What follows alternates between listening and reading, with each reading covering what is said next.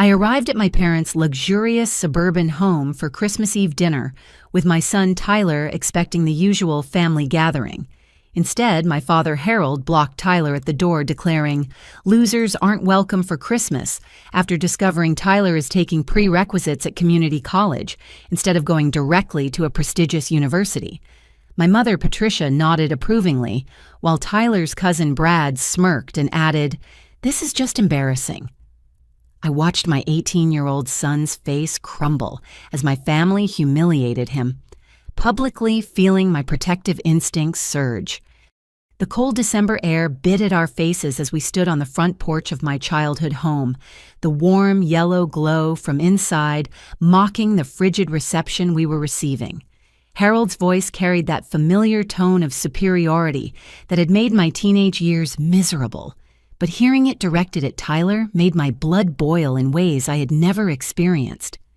"You heard me correctly, Katie." Harold continued, his 6-foot frame blocking the doorway completely. "We don't reward failure in this family, and we certainly don't celebrate it during the holidays." Tyler's shoulders sagged beneath his carefully chosen Christmas sweater, the navy blue one, with the small reindeer pattern that he had picked specifically because he thought his grandmother would find it charming. I watched him fidget with the wrapped present in his hands, a handmade photo album filled with his academic achievements and volunteer work from high school. "Dad, what are you talking about?" I managed to ask, though my voice sounded strange and distant. "Tyler's done nothing wrong." Patricia appeared behind Harold, her perfectly styled silver hair catching the porch light. She wore her expensive burgundy dress, the one she reserved for special occasions, when she wanted to remind everyone of the family's financial status. Her lips were pressed into a thin line of disapproval. "Nothing wrong," she repeated, her voice dripping with disdain. "Katie, your son is attending community college. Community college. Do you understand how that reflects on our family name, or—" I felt Tyler stiffen beside me, and I could practically hear his heart breaking. This was supposed to be a celebration, a time for family and love and gratitude. Instead, my parents were treating my brilliant, hard-working son like he had committed some unforgivable sin. "We've been preparing for this conversation for weeks," Harold announced, and something cold settled in my stomach. "Your mother and I have discussed this extensively. We cannot continue to pretend that Tyler's choices are acceptable." "Preparing—" I echoed the word, feeling foreign on my tongue. Patricia stepped forward, her expensive perfume mixing with the scent of pine and cinnamon wafting from inside the house. "We've spoken to the entire family, Katie. Everyone agrees that tough love is what Tyler needs right now." My heart hammered against my ribs as the implications of her words sank in. "Everyone—" "Your brother Mark is inside with Jennifer and Brad," Harold explained with satisfaction. "They understand our position. Brad has been accepted to Yale's pre-med program with a full scholarship. He's what we call family material. Tyler, on the other hand—" He gestured dismissively at my son, who stood frozen beside me like a deer caught in headlights. Tyler's dark eyes, so much like his father's, were filling with tears that he was desperately trying to hold back. "We even prepared a proper place setting," Patricia added with cruel efficiency. 5 places for 5 family members. Tyler simply doesn't qualify for inclusion tonight." The front door opened wider, and I could see into the dining room where the antique mahogany table gleamed under the crystal chandelier. 5 plates were indeed set with my mother's finest china, the pattern with the delicate blue roses that had been passed down through generations. 5 sets of silverware, 5 cloth napkins, 5 wine glasses. The absence of a 6th setting felt like a physical blow. "You planned this," I whispered, understanding flooding through me like ice water. "You actually planned to exclude him." "We planned to teach him a lesson," Harold corrected. "Sometimes reality is the best instructor." Brad's voice drifted from inside the house, loud and confident, as he described his latest academic achievement to someone. My nephew had always been the golden child, the one who met every expectation and exceeded every goal. But hearing his success used as a weapon against Tyler made me want to scream. "Tyler works harder than any of us," I said, my voice gaining strength. He's maintained a 4.0 GPA while working 3 jobs. He's more dedicated than most adults I know. Dedication to mediocrity is still mediocrity, Patricia replied smoothly. We've been telling our neighbors that Tyler is taking a gap year to figure himself out. It's been quite embarrassing when they ask follow-up questions. Tyler made a small sound beside me, somewhere between a whimper and a gasp. I looked at him and saw that his face had gone completely pale, his freckles standing out starkly against his skin. The photo album in his hands was shaking. We've also been in contact with the neighbors about their children's college acceptances, Harold continued. The Hendersons' daughter got into Princeton. The Murphys' son is attending Harvard Medical School. When people ask about Tyler, he trailed off meaningfully, letting the implication hang in the air like smoke. You've been lying about him. I realized my voice barely above a whisper. We've been protecting the family reputation, Patricia corrected, which is more than you've been doing as his mother. The words hit me like a slap across the face. 20 years of feeling inadequate in my parents' eyes came rushing back, every criticism and disappointed sigh echoing in my memory. But this wasn't about me anymore. This was about my son. My sweet, brilliant, hard-working son who deserved better than this cruelty. We're leaving, I announced, reaching for Tyler's arm. No, Harold said firmly. You're welcome to come inside, Katie. You're our daughter, and despite your poor choices, we love you. But Tyler needs to learn that actions have consequences. Perhaps spending Christmas alone will motivate him to make better decisions about his future. The suggestion that they expected me to abandon my son and enjoy dinner while he sat alone somewhere was so outrageous that I couldn't immediately respond. The audacity of it rendered me speechless. He's not family material anymore, Patricia added with finality. Not until he proves he can live up to our standards. Tyler dropped the photo album and it hit the concrete porch with a soft thud. The carefully wrapped package split open, revealing pages of his achievements scattered across the ground. Academic awards, volunteer certificates, recommendation letters from teachers who believed in him. The wind caught some of the papers, sending them skittering across the lawn like fallen leaves. And that was when Harold delivered the final blow. We're also removing Tyler from our will, he announced with satisfaction. Consider it tough love for a failure. The warmth that escaped through the open door felt like mockery against my frozen face as Harold's words echoed in my ears. Tyler bent down to gather the scattered papers from his ruined photo album, his movements mechanical and defeated. I wanted to help him, to shield him from this humiliation, but I was paralyzed by the sheer cruelty of what was happening. You can't be serious, I managed to say, though my voice sounded weak even to my own ears. We've never been more serious, Patricia replied, adjusting her pearl necklace with manicured fingers. Come inside, Katie. Let's discuss this like adults while Tyler learns an important lesson about consequences. Against every instinct screaming at me to grab Tyler and run, I found myself stepping over the threshold. I needed to understand the full scope of this betrayal to know exactly what my family had done to my son. Tyler followed behind me, clutching the damaged photo album to his chest like armor. The inside of my childhood home looked exactly as it always did during the holidays. Garland draped the banister of the curved staircase, and the 14-foot Douglas fir dominated the living room corner, decorated with ornaments collected over decades. The smell of roast turkey and homemade stuffing filled the air, creating a perfect Norman Rockwell scene that felt completely surreal given the circumstances. Mark emerged from the kitchen carrying a bottle of wine, his face lighting up when he saw me.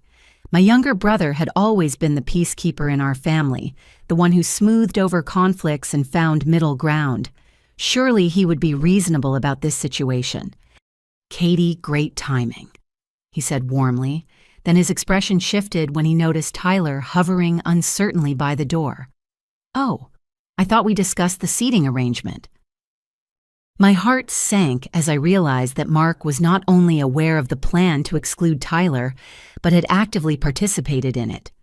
Jennifer appeared next, my sister-in-law's blonde hair perfectly styled despite spending the day cooking.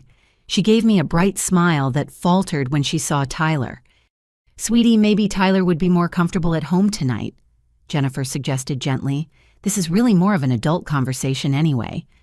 "Adult conversation," I repeated numbly. Brad bounded down the stairs with the confidence that only came from never having faced real disappointment. At 19, he was tall like his grandfather, with the same commanding presence and easy smile. He had inherited the family's natural charisma along with their sense of entitlement. "Aunt Katie, perfect timing," he said enthusiastically. "I was just telling everyone about my research opportunity at the medical center. Did you know I'll be working directly with the head of cardiology next semester?" He didn't acknowledge Tyler's presence at all, as if my son had become invisible. Tyler stood near the entryway like a ghost, haunting his own exclusion, still holding the remnants of his photo album. "We should all sit down," Harold announced, gesturing toward the living room. "Katie needs to understand why we've made these difficult decisions." The living room furniture had been rearranged to create a semicircle facing the fireplace, with Harold's leather chair positioned like a throne at the center. It felt disturbingly like an intervention or a trial. I took a seat on the sofa, and Tyler perched uncomfortably on the edge beside me, ready to flee at any moment. We've been discussing Tyler's situation for months. Patricia began settling into her favorite armchair with practiced elegance. Ever since we learned about his college choice. Months. I asked, feeling like the air was being sucked from the room. Mark nodded solemnly. "We're worried about you, Katie. About both of you, really. Tyler's decision to attend community college reflects poorly on our family's values and expectations. But more importantly," Jennifer added, her voice dripping with false concern, "we're worried that you're enabling his mediocrity. Sometimes love means setting boundaries." I looked around the room at these people who had been my support system my entire life, searching for any sign of the warmth and acceptance I remembered from childhood Christmases. Instead, I found cold calculation and barely concealed contempt. "We've been very discreet about this," Harold assured me. "We've told people that Tyler is taking a gap year to mature and reconsider his options. It's saved the family considerable embarrassment." Tyler made a small sound of distress, and I saw his hands trembling as he clutched the photo album. My protective instincts flared, but I forced myself to remain calm and gather information. "What exactly have you told people?" I asked carefully. Patricia produced her phone and began scrolling through what appeared to be a lengthy list of notes. "Well, the Hendersons asked about Tyler's college plans at the grocery store last month. I told them he was exploring different paths and taking time to find himself. The Murphys inquired at church," Harold added. I explained that Tyler was considering trade school as a more realistic option given his limitations. The word limitations hit me like a physical blow. Tyler had graduated valedictorian from his high school class of 400 students. He had received multiple academic awards and had been accepted to several four-year universities. His only limitation was our family's financial situation after his father left us with nothing but debt. And when Mrs. Chen asked about his SAT scores at the country club, Mark continued, "Mom told her that we prefer not to discuss disappointing results." Tyler's SAT score had been in the 98th percentile, higher than Brad's score, though we had never made comparisons. But apparently, my family had been actively spreading lies about my son's abilities and achievements for months. "You've been sabotaging his reputation," I said quietly, the full scope of their betrayal becoming clear.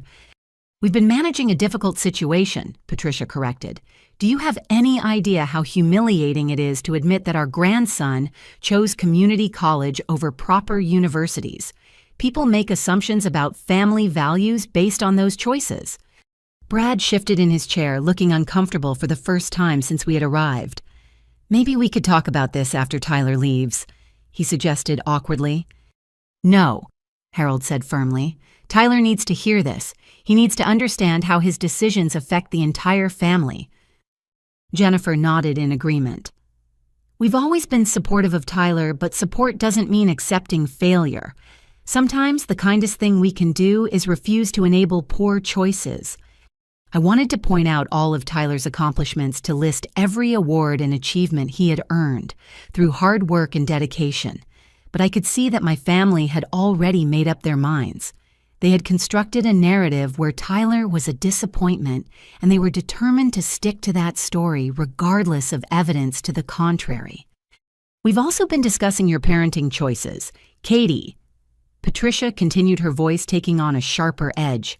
A single mother raising a son without proper male guidance inevitably leads to these kinds of problems. The criticism of my parenting felt like a knife twisting in my chest. I had sacrificed everything to give Tyler the best life possible after his father abandoned us.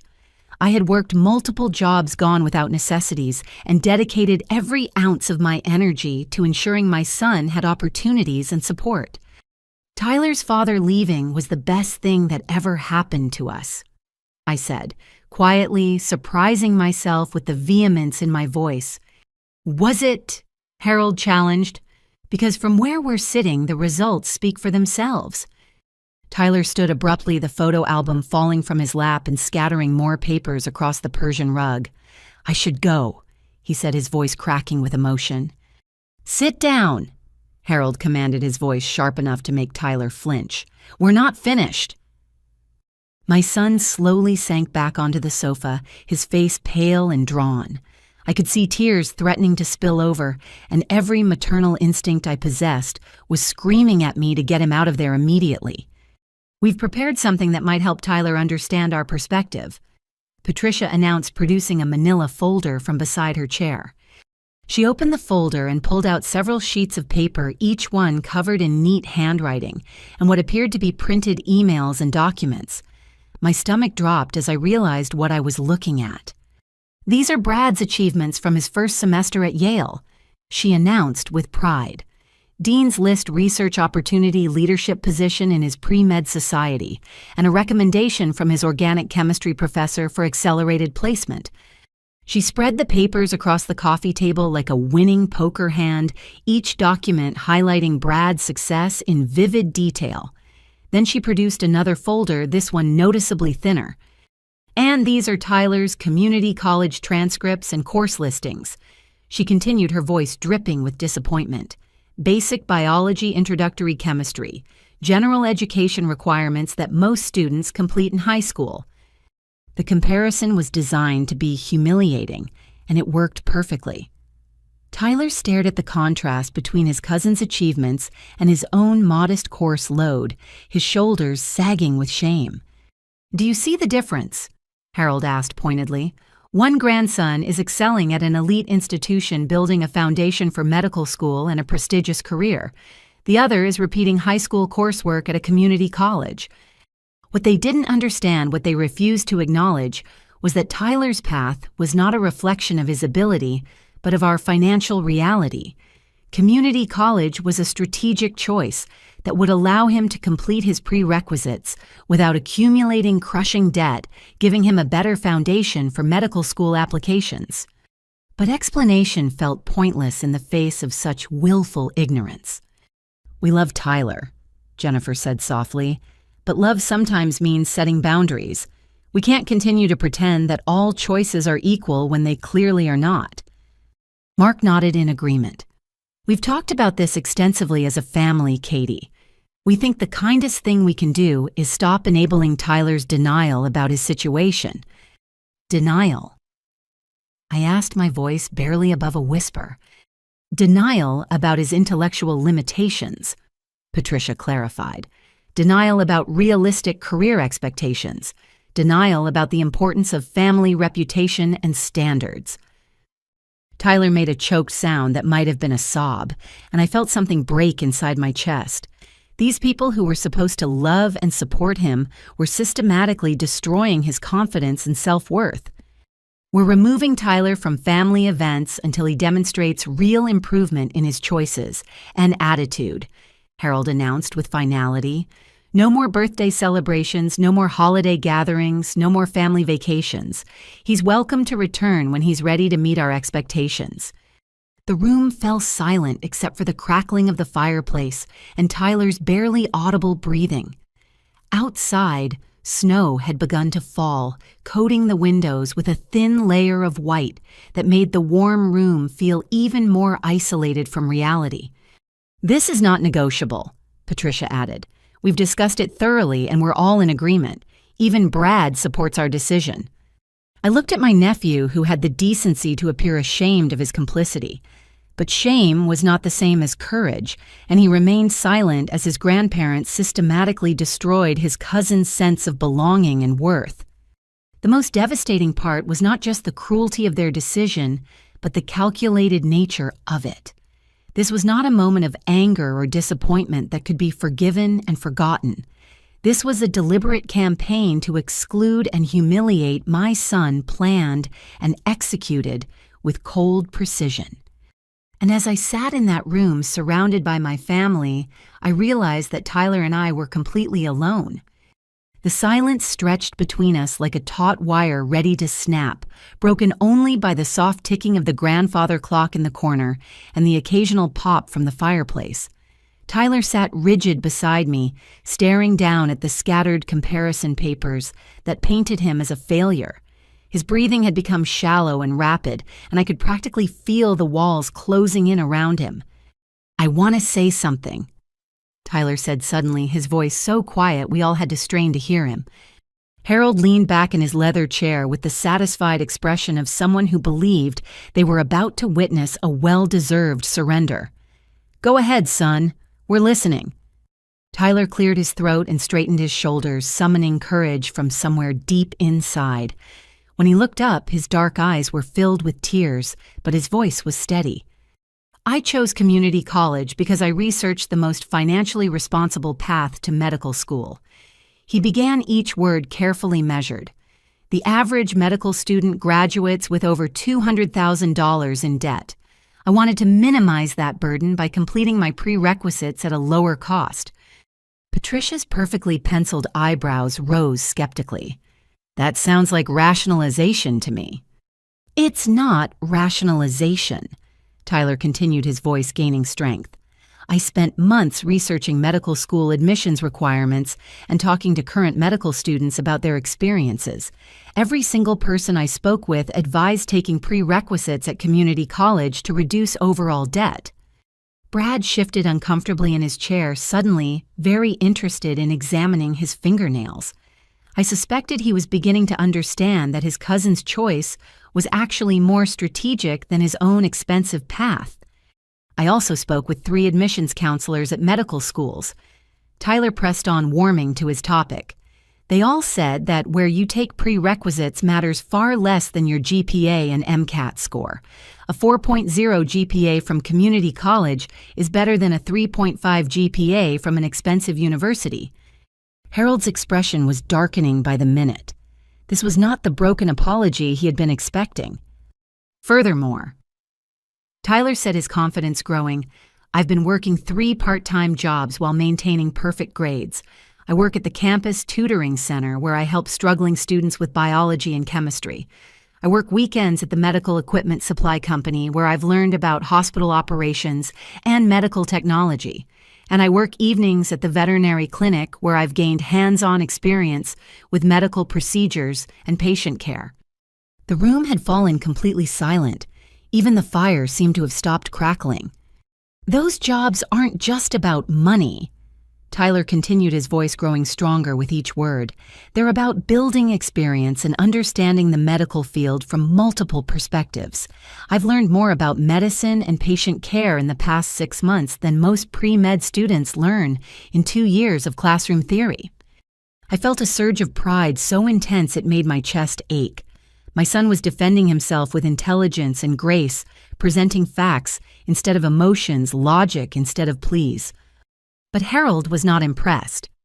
"That's a very pretty speech," he said dismissively, "but it doesn't change the fundamental reality.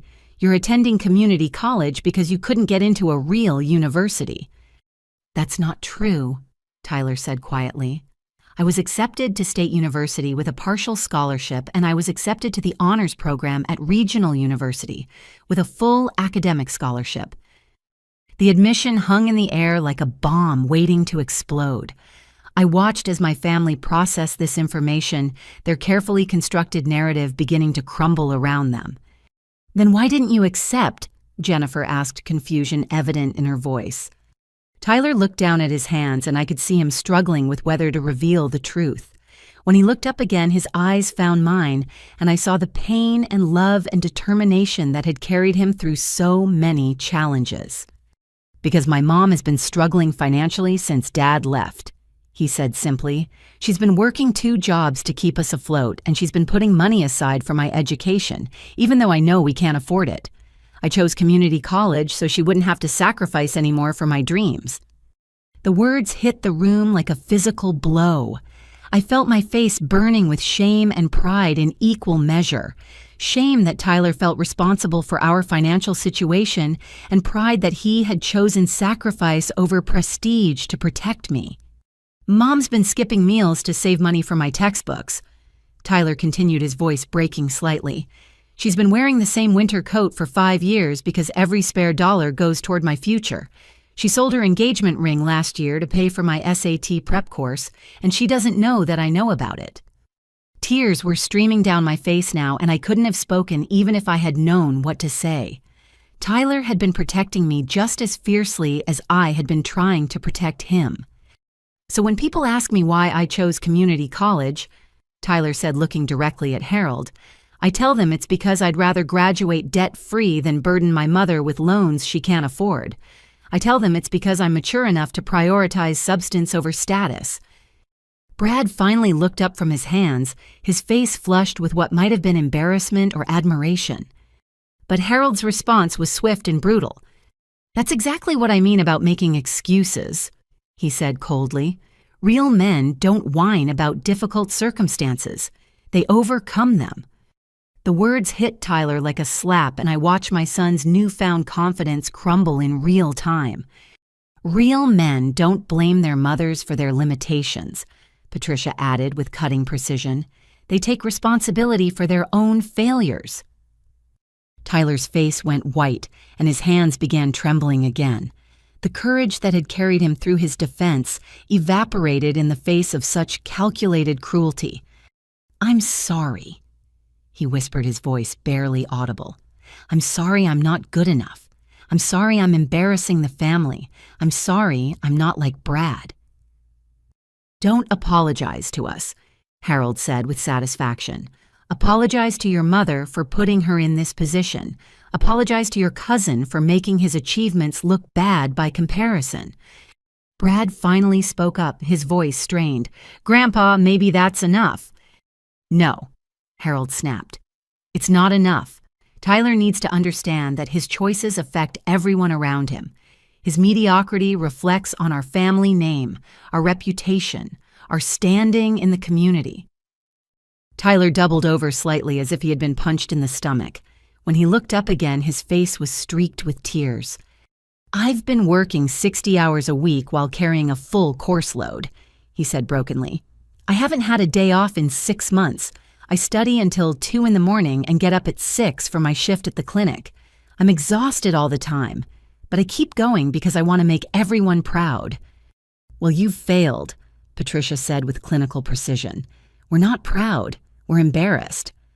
The words hung in the air like poison, and I watched my son's spirit break in real time.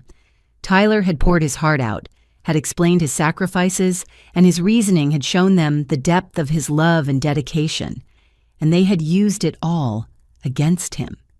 "I've been planning to change my last name after I graduate," Tyler said suddenly, his voice hollow and defeated. "I didn't want to embarrass the family anymore. I figured if I wasn't really part of it, then my choices wouldn't reflect on anyone else." The admission hit me like a physical blow.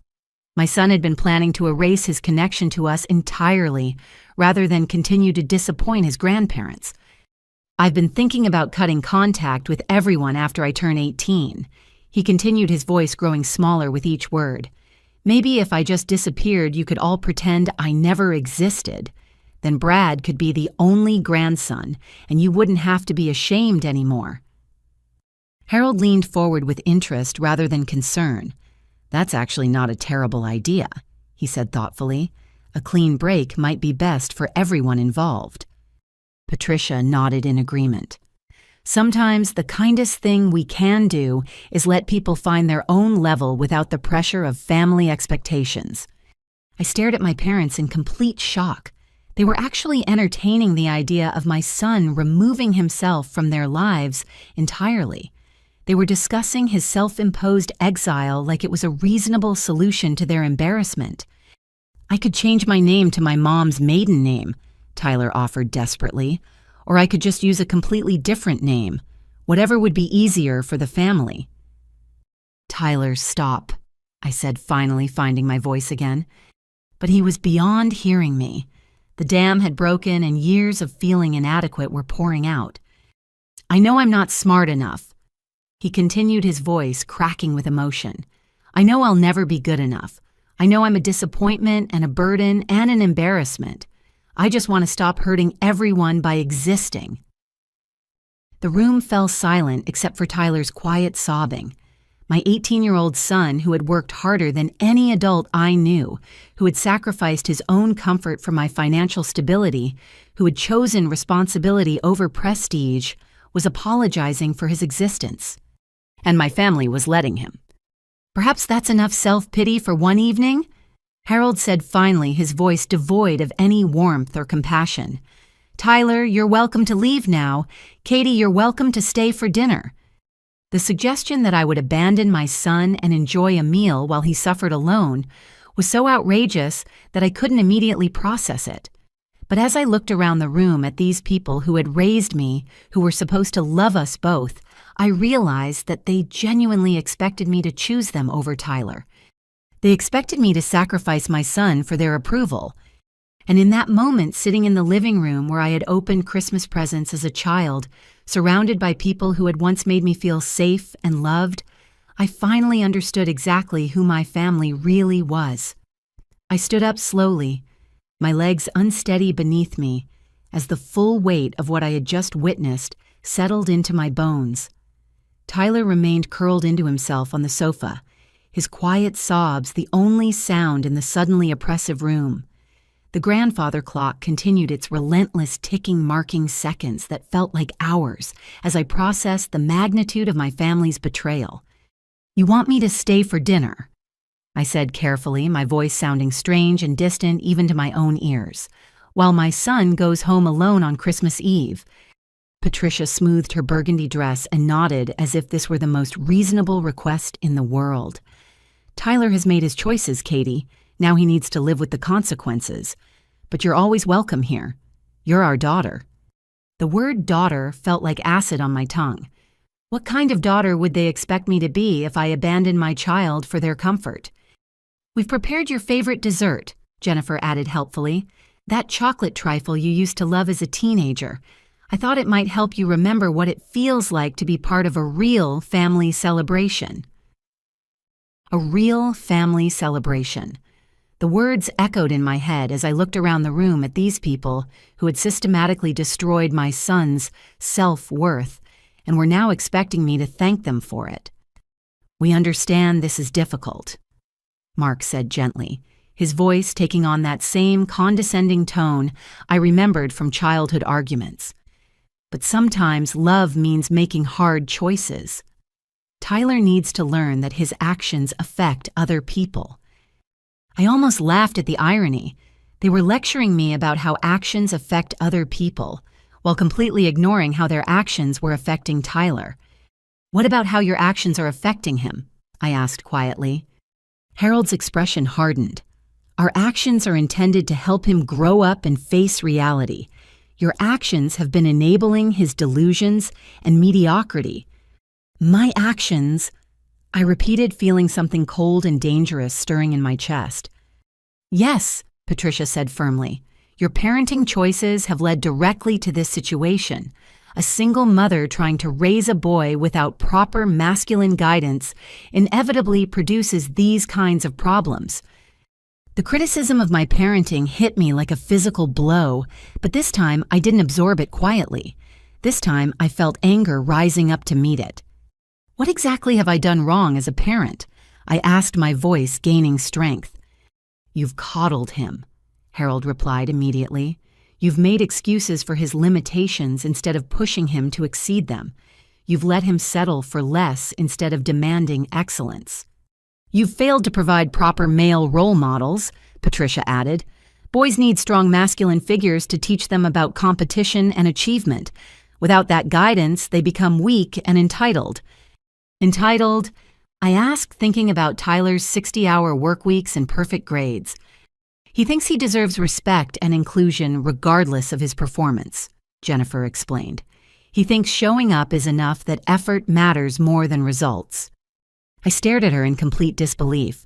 Tyler had consistently delivered exceptional results while working harder than any teenager should have to work. But somehow, my family had twisted that into evidence of entitlement. "We blame Tyler's father for abandoning his responsibilities," Mark said solemnly. "But we also blame you for not finding a suitable replacement. Tyler needed a strong stepfather to teach him about excellence and accountability." The suggestion that I should have married someone for Tyler's benefit rather than for love was so deeply offensive that I struggled to find words. They were criticizing me for prioritizing my son's emotional stability over their social expectations. "We've been discussing your situation as a family for quite some time," Patricia continued, her voice taking on that clinical tone she used when delivering particularly harsh judgments. "We're concerned that your protective instincts have become counterproductive." "Counterproductive how?" I managed to ask. "You've sheltered Tyler from natural consequences," Harold explained. "You've worked multiple jobs to support his dreams instead of letting him face the reality of his limitations. You've made sacrifices that enabled his unrealistic expectations." I thought about all those sacrifices they were criticizing.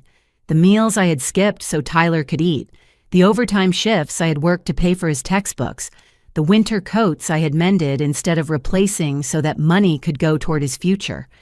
"Those sacrifices were motivated by love," I said quietly.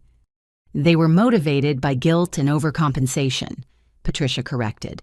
"You felt guilty about the divorce, so you tried to make up for Tyler's father's absence by being both mother and father. The result is a confused young man who doesn't understand his place in the world." The analysis of my motivations was so far from reality that I almost couldn't respond. I had made sacrifices because I loved my son and wanted him to have opportunities, not because I felt guilty about anything. "We're not trying to hurt your feelings, Katie," Jennifer said gently. "We're trying to help you see the situation clearly. Sometimes love means setting boundaries and allowing natural consequences to teach important lessons." "Natural consequences," I repeated slowly. "Tyler chose community college over real universities," Mark explained. "The natural consequence is exclusion from family events that celebrate academic achievement. It's not cruel, it's logical." I looked over at Tyler, who was still sitting hunched over on the sofa, his face hidden in his hands. My brilliant, hard-working, kind-hearted son, who had sacrificed his own comfort to protect me from financial strain. "We've also been concerned about your influence on Tyler's decision-making," Harold continued. "Your financial struggles have created a scarcity mindset that prevents him from pursuing excellence." "Scarcity mindset," I echoed. "He's so focused on saving money that he can't see the bigger picture," Patricia explained. "Sometimes you have to invest in quality to achieve real success. His penny-pinching approach to education will limit his opportunities in the long run." The irony was staggering. They were criticizing Tyler for being financially responsible while ignoring the fact that his caution was born from watching me struggle to keep us afloat after his father left us with crushing debt. "We think it might be best if Tyler spent some time away from your influence," Harold announced suddenly. "Perhaps a military school or structured program where he could learn discipline and realistic expectations." The suggestion hit me like ice water. They weren't just planning to exclude Tyler from family events, they were planning to separate us entirely. "Military school," I whispered. "Or perhaps he could live with his father for a while," Patricia suggested. "Learn some hard lessons about self-reliance and personal responsibility." Tyler's father had abandoned us when Tyler was 10 years old, leaving behind only debt and broken promises. He had remarried within a year and started a new family showing zero interest in maintaining a relationship with Tyler. The suggestion that Tyler should live with a man who had rejected him was breathtakingly cruel. His father wants nothing to do with him, I said, my voice cracking with emotion. Perhaps that would motivate Tyler to become more worthwhile, Harold replied with cold logic. Nothing teaches a young man about excellence like being forced to earn approval from a demanding father figure. I stared at my father in complete horror. He was suggesting that Tyler should be emotionally abused and rejected as a form of character building. We're also concerned about Tyler's influence on Brad, Jennifer added suddenly. Brad has been asking questions about community college and wondering if he should consider a more affordable path. We can't allow Tyler's mediocrity to contaminate Brad's excellence. The fear that Tyler's practical wisdom might influence Brad to make financially responsible choices was apparently more threatening to them than Tyler's emotional well-being. Brad is already enrolled at Yale, I pointed out. Yes, but he's been questioning whether the debt is worth it, Mark explained. Tyler's example of settling for less is making Brad wonder if he should transfer to a state school to save money. The horror of it was becoming clear. They weren't just punishing Tyler for his choices. They were afraid his intelligence and maturity might influence Brad to make similarly wise decisions. We need Tyler to understand that his choices don't exist in a vacuum, Patricia concluded. When he settles for mediocrity, it affects everyone around him. When he chooses community college over real universities, it sends a message that excellence isn't important. I looked around the room one more time, taking in the faces of people who had been my support system for 37 years. People who had celebrated my birthdays, attended my graduation, comforted me during my divorce. People who had held Tyler as a baby and taught him to ride a bicycle and cheered at his baseball games. And now they were systematically destroying him in the name of family values and social expectations. I understand now, I said quietly, and I saw relief flash across several faces. But they had misunderstood my meaning entirely. I understood that my family's love was conditional on meeting their expectations. I understood that their support came with strings attached and could be withdrawn at any moment. I understood that they valued appearances more than actual character status, more than kindness and conformity, more than integrity. Most importantly, I understood that Tyler and I were not safe here. We never had been. Good, Harold said with satisfaction. Then you understand why Tyler needs to leave and why you should stay for dinner. Sometimes the kindest thing we can do is allow people to face the natural consequences of their choices. I reached down and touched Tyler's shoulder gently. He looked up at me with red-rimmed eyes, his face streaked with tears and filled with shame that he had never earned. We're leaving, I said simply. Katie, don't be dramatic, Patricia sighed. Tyler can go home and think about what we've discussed. You don't need to leave with him. Yes, I said, helping Tyler to his feet. I do. And for the first time that evening, I felt completely certain about something. I was choosing my son over their approval, and it felt like the first honest decision I had made in years. Tyler and I gathered the scattered papers from his photo album in tense silence, while my family watched from their semicircle of judgment. Every photograph and certificate felt heavier in my hands as I realized these achievements meant nothing to the people who should have celebrated them most.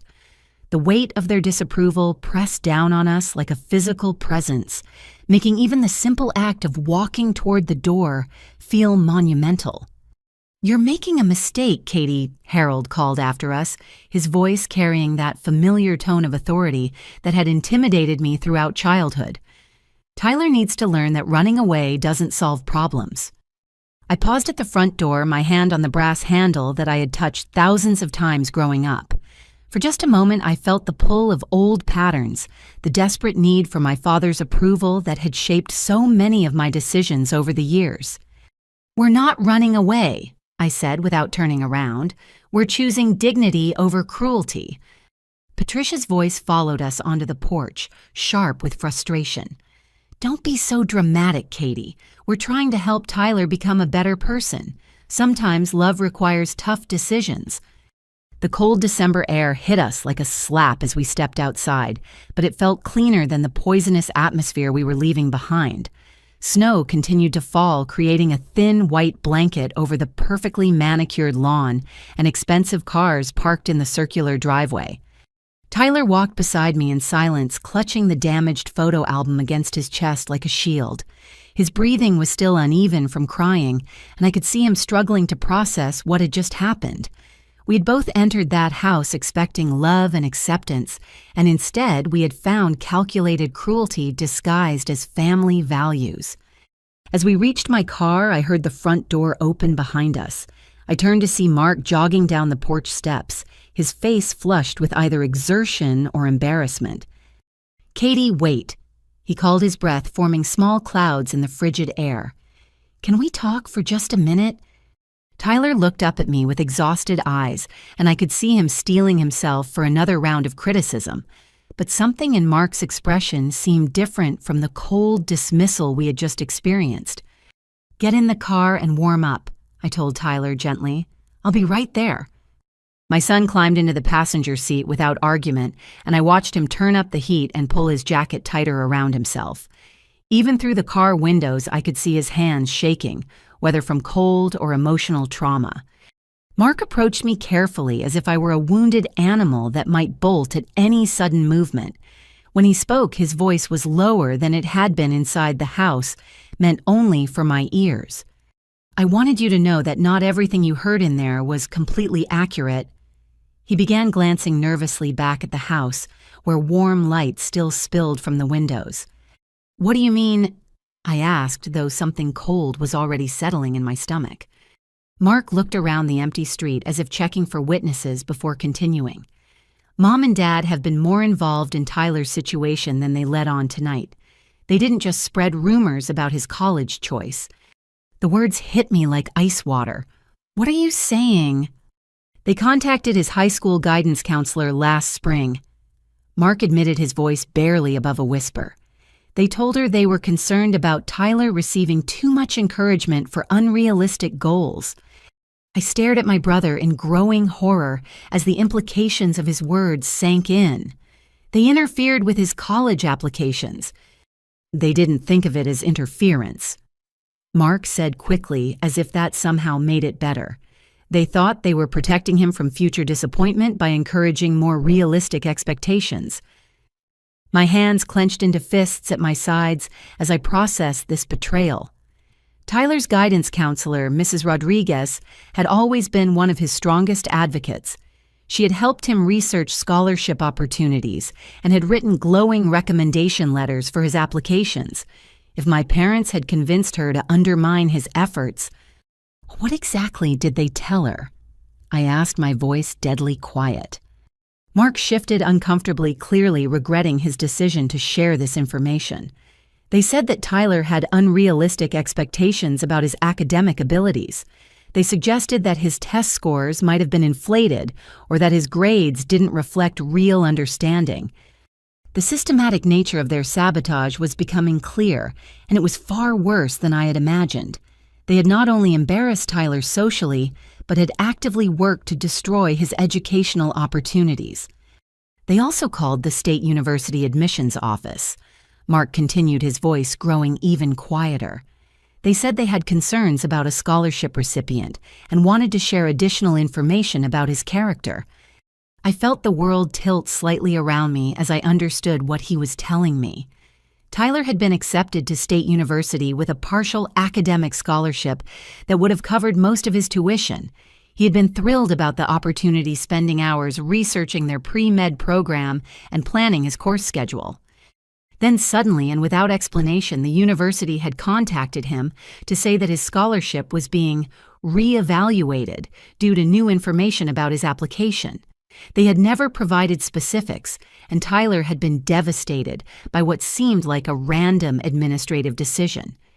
"They cost him his scholarship." I whispered, the pieces finally falling into place. Mark nodded miserably.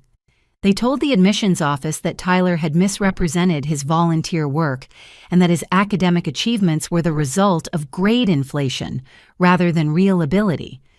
Tyler had spent 2 years volunteering at the local animal shelter working with injured and abandoned pets while learning basic veterinary skills.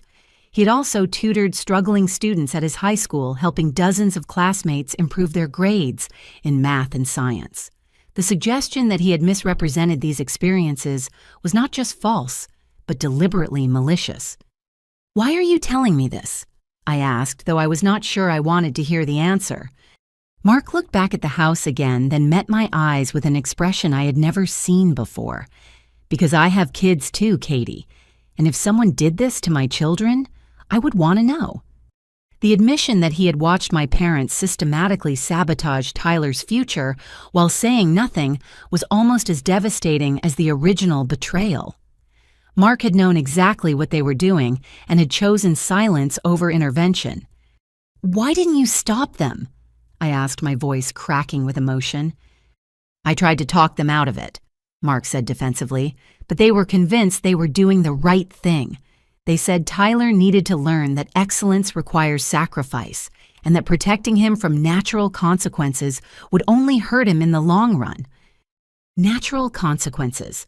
There was that phrase again used to justify deliberate sabotage and cruelty. Dad also contacted the regional university. Mark continued, apparently deciding to confess everything now that he had started. He told them that Tyler had been accepted under false pretenses and that the family had concerns about his readiness for academic challenges. Regional University had offered Tyler a full academic scholarship based on his test scores and grades. It would have covered tuition room and board and even provided a modest stipend for books and supplies. Tyler had been over the moon about the opportunity, seeing it as validation of all his hard work and dedication.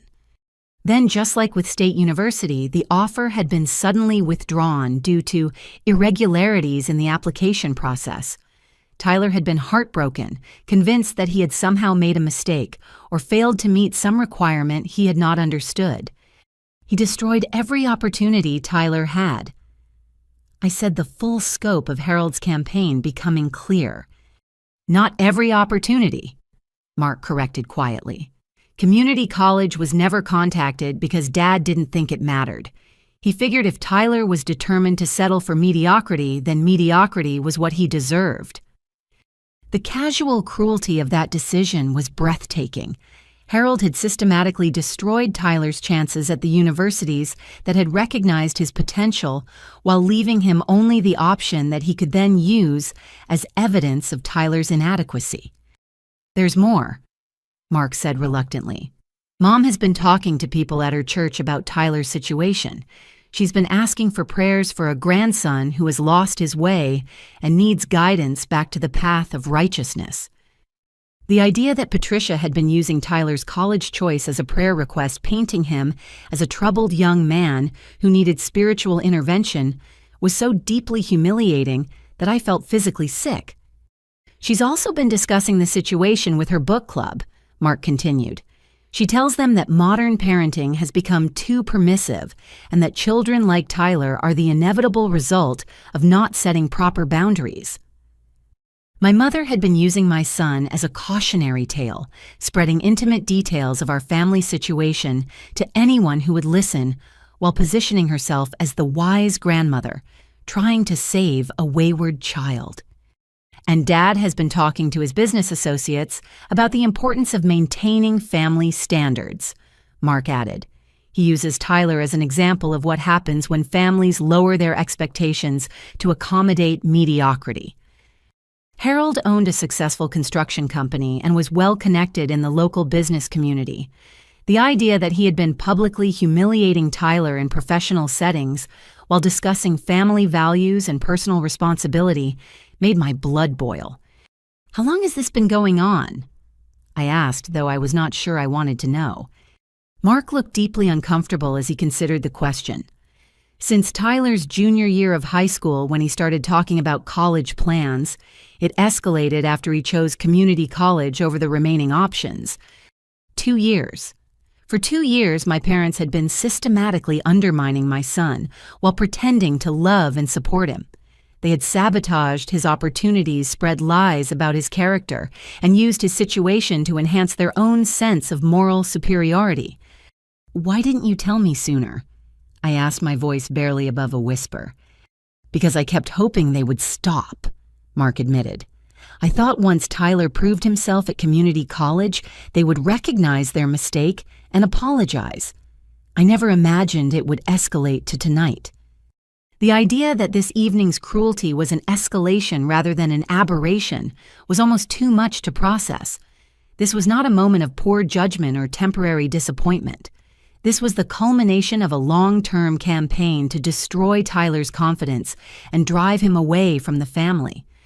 "Dad's been telling people that Tyler's failures reflect poorly on his parenting," Mark continued. "He says that grandfathers have a responsibility to correct mistakes that parents are too blind to see." The hypocrisy was staggering. Harold was publicly criticizing my parenting while secretly sabotaging Tyler's opportunities, creating the very problems he then claimed to be addressing.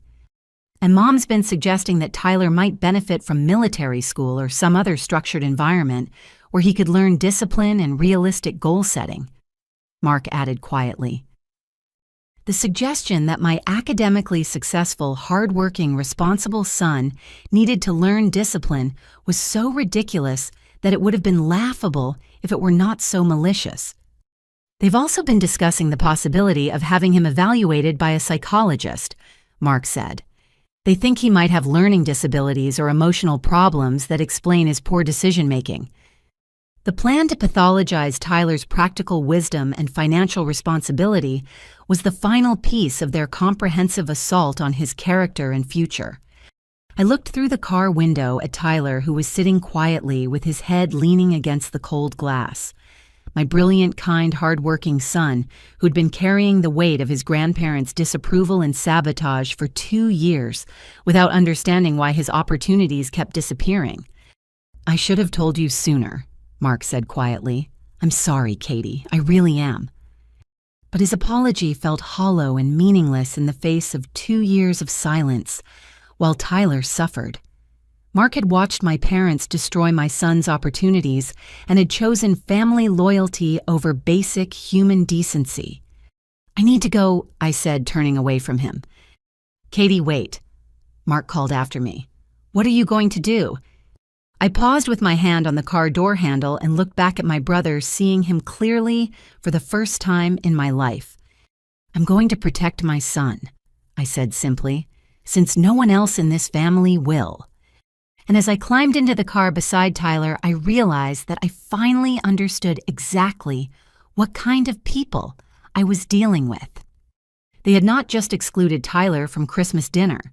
They had spent 2 years systematically destroying his future while pretending to love him. And they were about to learn that they had made a terrible mistake. The drive home was silent except for the gentle hum of the heater and the soft sound of Tyler's breathing as he stared out at the snow-covered streets. I kept glancing at him from the corner of my eye, watching the way he hunched his shoulders, as if trying to make himself smaller and disappear entirely. Every few minutes he would wipe his eyes with the sleeve of his Christmas sweater, the one he had chosen so carefully because he thought it would make his grandmother smile. When we pulled into our small driveway, Tyler made no move to get out of the car. He sat motionless, still clutching the damaged photo album, staring at our modest 2-bedroom house with its cheerful Christmas lights blinking in the darkness. "I'm sorry, Mom," he said suddenly, his voice barely audible. "I'm sorry I ruined Christmas. I'm sorry I'm such a disappointment." The words hit me like physical blows, each apology driving home how thoroughly my family had convinced him that their cruelty was somehow his fault. "Tyler, look at me," I said, gently, waiting until his dark eyes met mine. "You have nothing to apologize for. Nothing that happened tonight was your fault." "But they're right," he whispered. "I am a failure. I couldn't even get into a real university, and now I'm embarrassing everyone by pretending I can become a doctor." The self-doubt in his voice was devastating because I could hear echoes of Harold and Patricia's poison in every word. They had planted seeds of inadequacy that were now growing into full-blown self-hatred. "You are not a failure," I said firmly. "You are one of the most successful people I know, and I'm not saying that because I'm your mother. I'm saying it because it's true." Tyler shook his head sadly. "Mom, you don't have to lie to make me feel better. I know what I am." Before I could respond, my phone buzzed with a text message. I glanced down to see Patricia's name on the screen, and my stomach immediately tightened with dread. "Who is it?" Tyler asked, noticing my expression. I hesitated, not wanting to expose him to any more toxicity from my family, but something told me that hiding their continued harassment would not protect him in the long run. "It's your grandmother," I said carefully. "She's asking if we want to come back for dessert." Tyler's face crumpled with a mixture of hope and fear. Even after everything that had happened, part of him still desperately wanted his grandparents' acceptance and love. "Maybe I should apologize," he said quietly. "Maybe if I promised to try harder, to be better." "Tyler, no," I said firmly. "You are not going back there to be abused again." But my phone was buzzing again with another message, then another. Patricia was not giving up easily. Tyler reached for my phone before I could stop him reading the messages with growing distress. "She says they saved my favorite cookies," he said, his voice filled with longing. "She says they want to give me another chance to make things right." I took the phone back and read the full string of messages, my anger building with each manipulative word. Patricia was using Tyler's love for his family and his desperate need for approval to lure him back into their trap. "We should go back," Tyler said suddenly, his voice gaining urgency. "I can do better. I can make them proud." "How, I asked gently. "How can you do better than perfect grades while working 3 jobs? Tyler thought for a moment, his face scrunched in concentration as he tried to solve an impossible puzzle. "I could transfer to State University next year," he suggested desperately. "I could take out loans and pay them back later, or maybe I could work more hours and save up enough to afford the tuition." The fact that he was willing to sabotage his own financial future just to earn his grandparents' approval broke my heart completely. "I could change my major." He continued his ideas, becoming more frantic. "Maybe medicine isn't realistic for someone like me. I could study business or accounting or something more practical."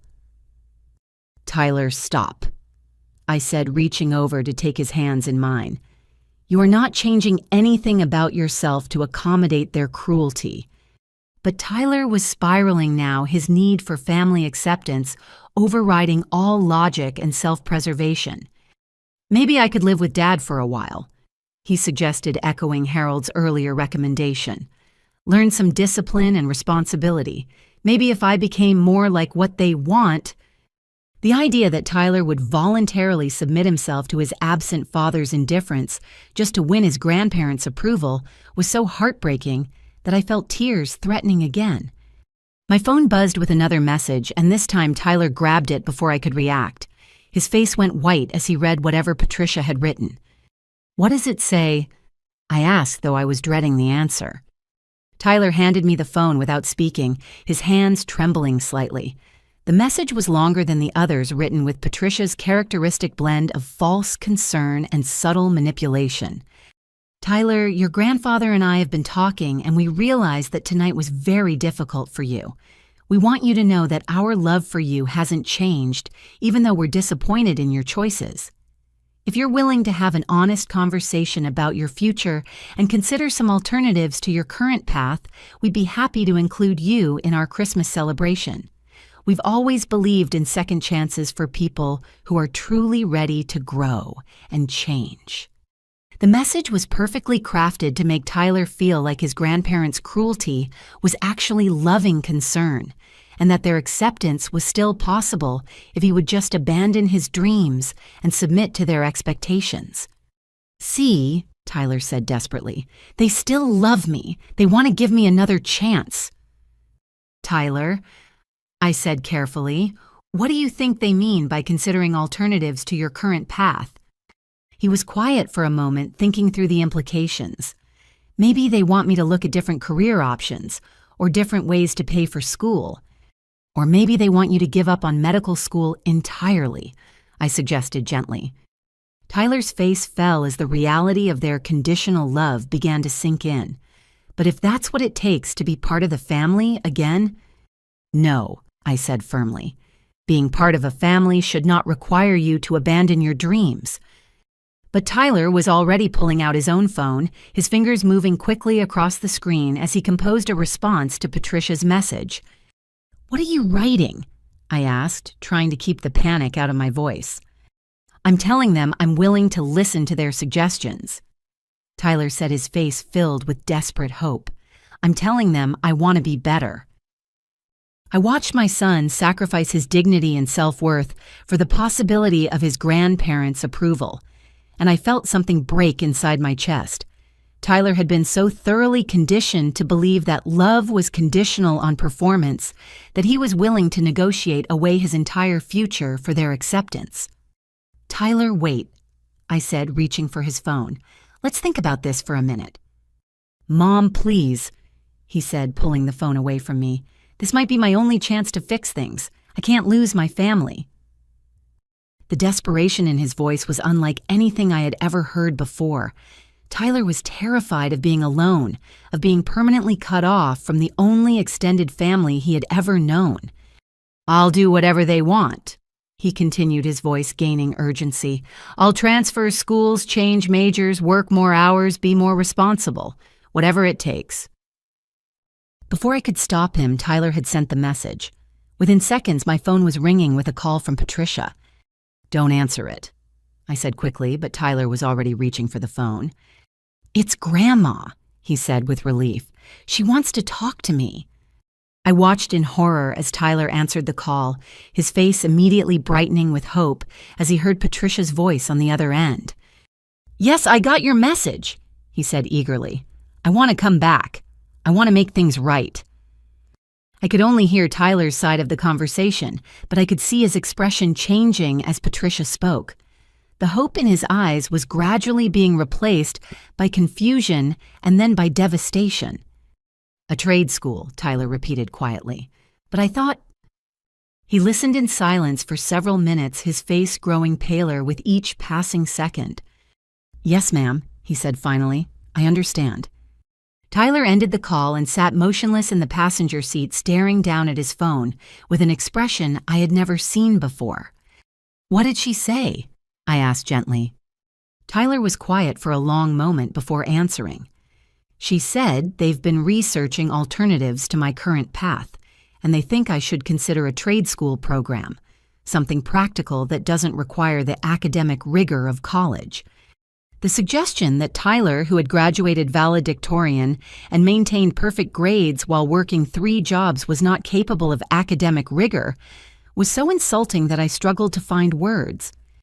She said they've already picked out several programs that might be good fits for someone with my limitations, Tyler continued in a hollow voice. "Automotive repair, plumbing, electrical work, things that don't require advanced mathematics or critical thinking skills."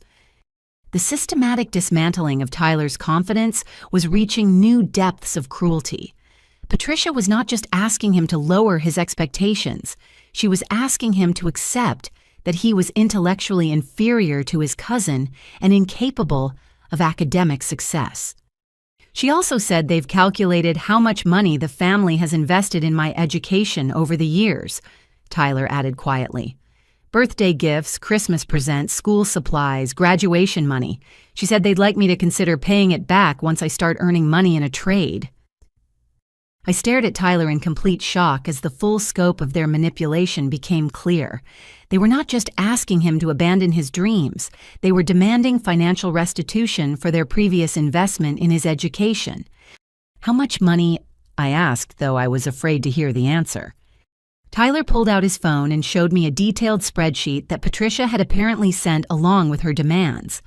Every birthday present, every Christmas gift, every graduation card with money inside had been carefully cataloged and assigned a monetary value. The total was over $8,000. She said it's not about the money. Tyler explained, his voice growing smaller with each word. "It's about teaching me to take responsibility for the resources that have been wasted on my unrealistic goals." The idea that birthday presents and Christmas gifts were actually loans that could be called in at any moment was so deeply twisted that I could barely process it. My parents had retroactively transformed every gesture of love into a business transaction that Tyler was now expected to repay. "She wants me to sign an agreement acknowledging the debt and promising to pay it back within 2 years of completing trade school," Tyler continued.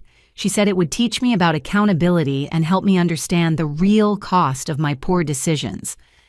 I looked at my 18-year-old son, who was seriously considering signing a document that would saddle him with debt for the crime of accepting birthday presents from his grandparents, and I felt something cold and dangerous settling in my chest. They were not trying to teach Tyler responsibility. They were trying to control and humiliate him, to break his spirit so completely that he would never again have the confidence to pursue his dreams. "Tyler," I said quietly, "what do you want to do?" He looked up at me with eyes full of pain and confusion. "I want my family back, Mom. I want to belong somewhere." The simple honesty of his answer broke my heart completely because I understood exactly how he felt. I had spent my entire life trying to earn my parents' approval, and I had failed Tyler by not protecting him from the same impossible pursuit.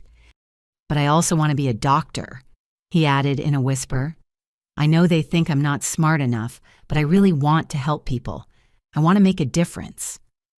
In that moment, sitting in our driveway with snow falling gently around us, I realized that Tyler was being forced to choose between his family and his dreams. And the fact that this was even a choice showed me exactly how toxic my family had become. "You shouldn't have to choose," I said firmly. "Family should support your dreams, not demand that you abandon them." Tyler nodded sadly, but I could see that he was still tempted to return to that house and sign whatever document they put in front of him. The need for belonging was so strong that he was willing to sacrifice everything else to achieve it. And that was when I realized that protecting Tyler was going to require more than just removing him from tonight's situation. It was going to require me to take action against the people who had been systematically destroying him for 2 years. I sat in the driver's seat watching Tyler wrestle with an impossible decision, and I felt a clarity settle over me that I had never experienced before. For 37 years, I had been trying to navigate my family's expectations and manipulations, always hoping that if I just tried harder or loved more unconditionally, they would eventually accept and support the people I cared about most. But watching them systematically destroy my son had finally shown me who they really were. "Tyler," I said gently, "I need you to do something for me."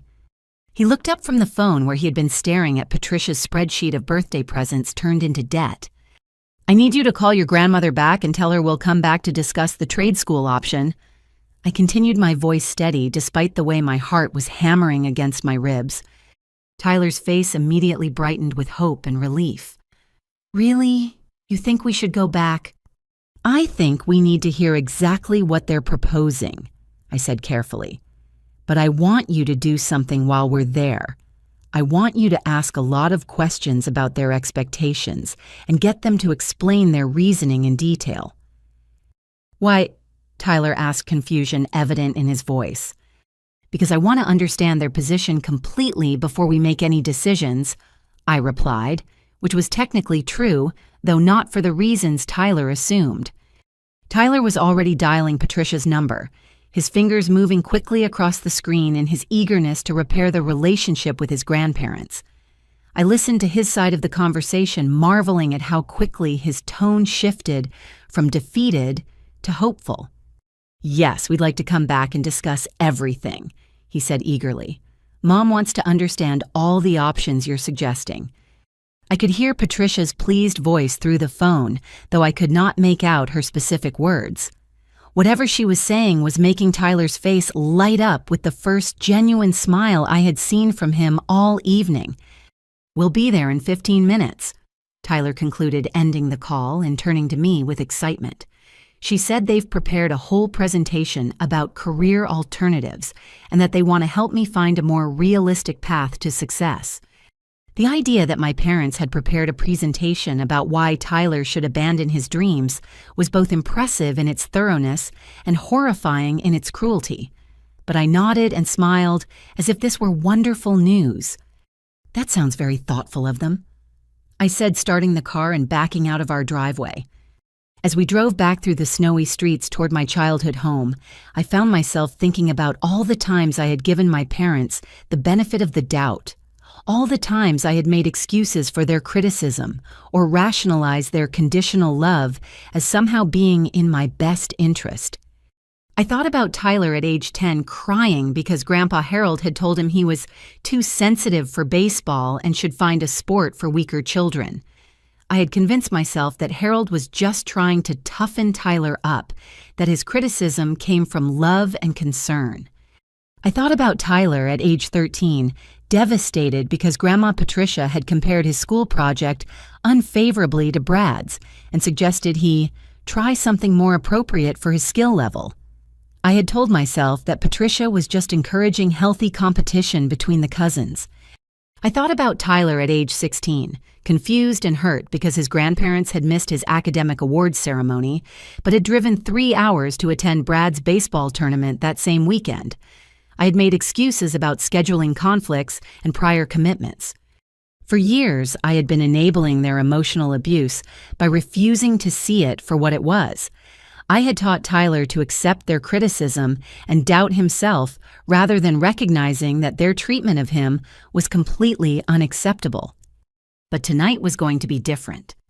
Tonight, I was going to document every cruel word and manipulative suggestion. I was going to get them to explain their reasoning and reveal the full scope of their campaign against Tyler.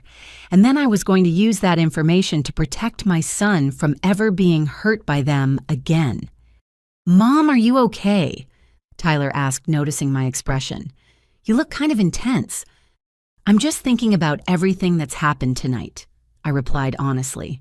"I want to make sure we handle this situation correctly." Tyler nodded, apparently satisfied with my answer.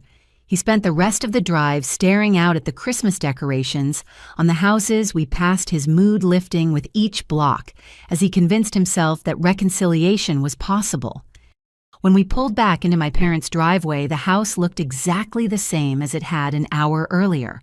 Warm light still glowed from the windows, and the expensive Christmas decorations still proclaimed the family's success and respectability to the neighborhood. But I was seeing it all differently now. Tyler practically bounced up the front steps, his earlier devastation replaced by desperate optimism.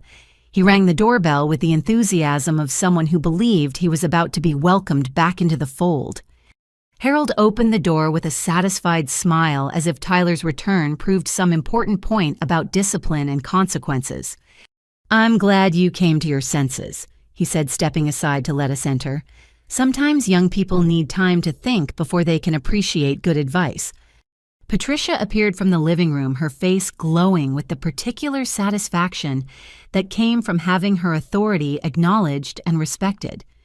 "Tyler, sweetheart, we're so proud of you for being mature enough to reconsider your options," she said warmly, embracing him with the kind of affection that had been completely absent during our earlier visit. I watched my son melt into his grandmother's arms, soaking up the approval he had been craving all evening. The speed with which they could switch from cruelty to warmth was both impressive and deeply disturbing.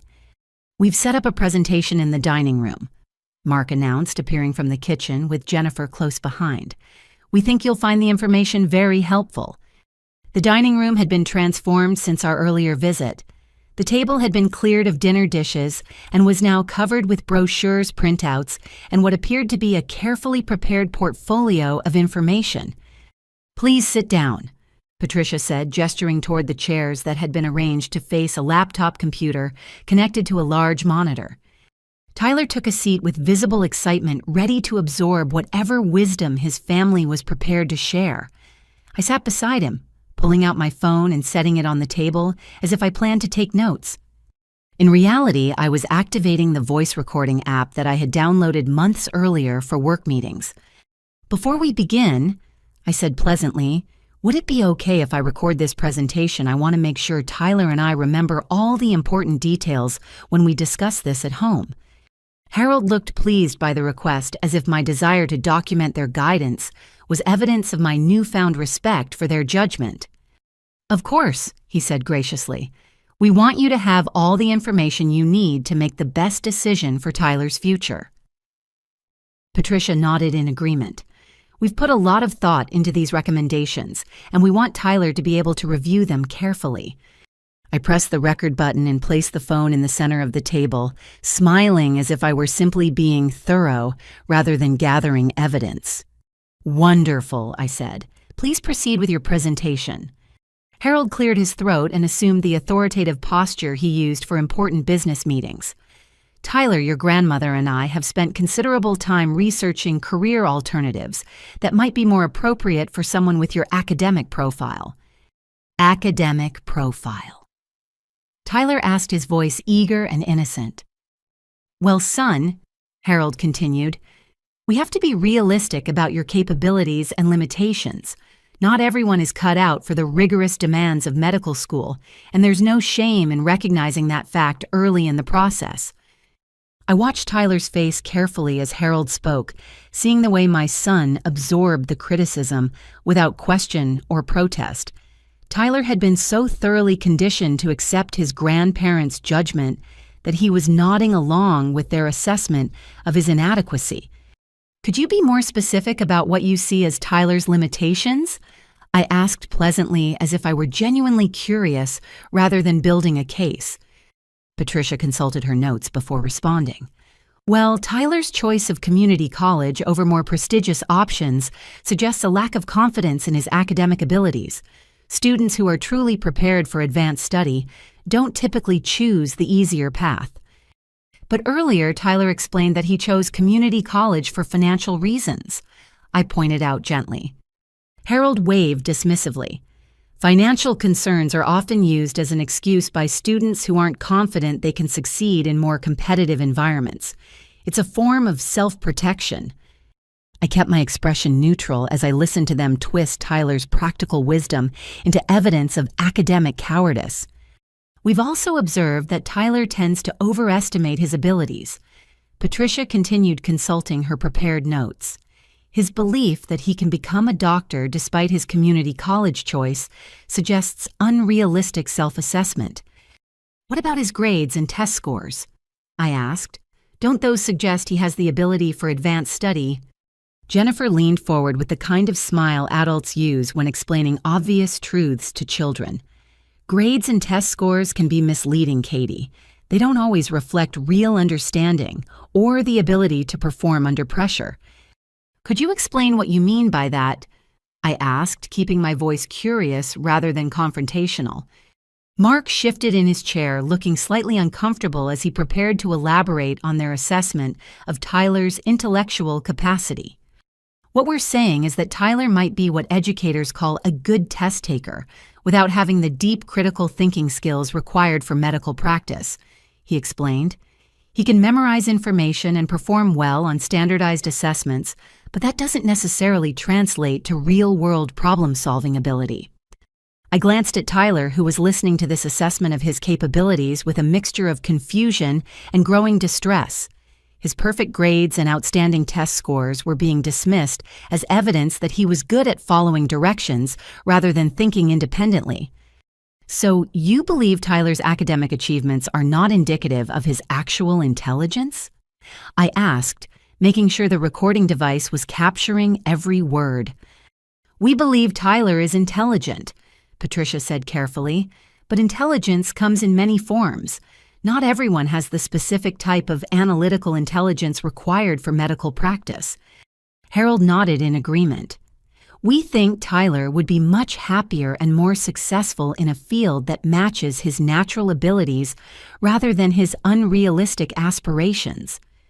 The presentation continued for another 30 minutes with my family systematically dismantling Tyler's confidence while presenting their destruction as loving guidance. They explained in detail why they believed he was intellectually inadequate for medicine, why his financial concerns were actually character flaws, and why accepting a trade school education would be the mature and responsible choice.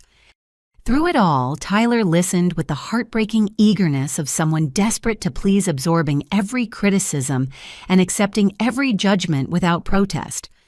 And through it all, my phone continued recording every word.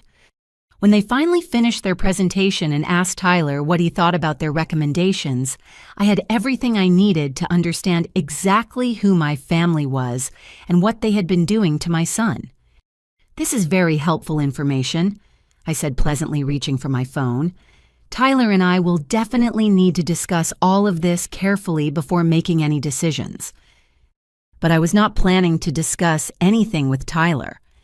I was planning to destroy the people who had spent 2 years destroying him. The silence in the car was different this time as we pulled out of my parents' driveway for the second time that evening. Tyler sat slumped in the passenger seat, no longer clutching his photo album, but instead holding a manila folder full of trade school brochures and community college transfer information. The weight of his family's expectations seemed to be crushing him into the upholstery. "They really put a lot of thought into this," he said quietly, his voice devoid of the excitement he had shown earlier. "All those brochures and research about different career paths." I glanced at him as I navigated the snowy streets, seeing how completely deflated he looked after 90 minutes of having his dreams systematically dismantled by people who claimed to love him. "What did you think about their presentation?" I asked, carefully wanting to understand his perspective before sharing my own. Tyler was quiet for several blocks, staring out at the Christmas lights that seemed to mock the darkness of our situation. When he finally spoke, his voice was barely above a whisper. "I think they might be right about me not being smart enough for medical school," he admitted. "I mean, they know more about these things than I do, and if they think I should consider other options—" The resignation in his voice broke my heart completely.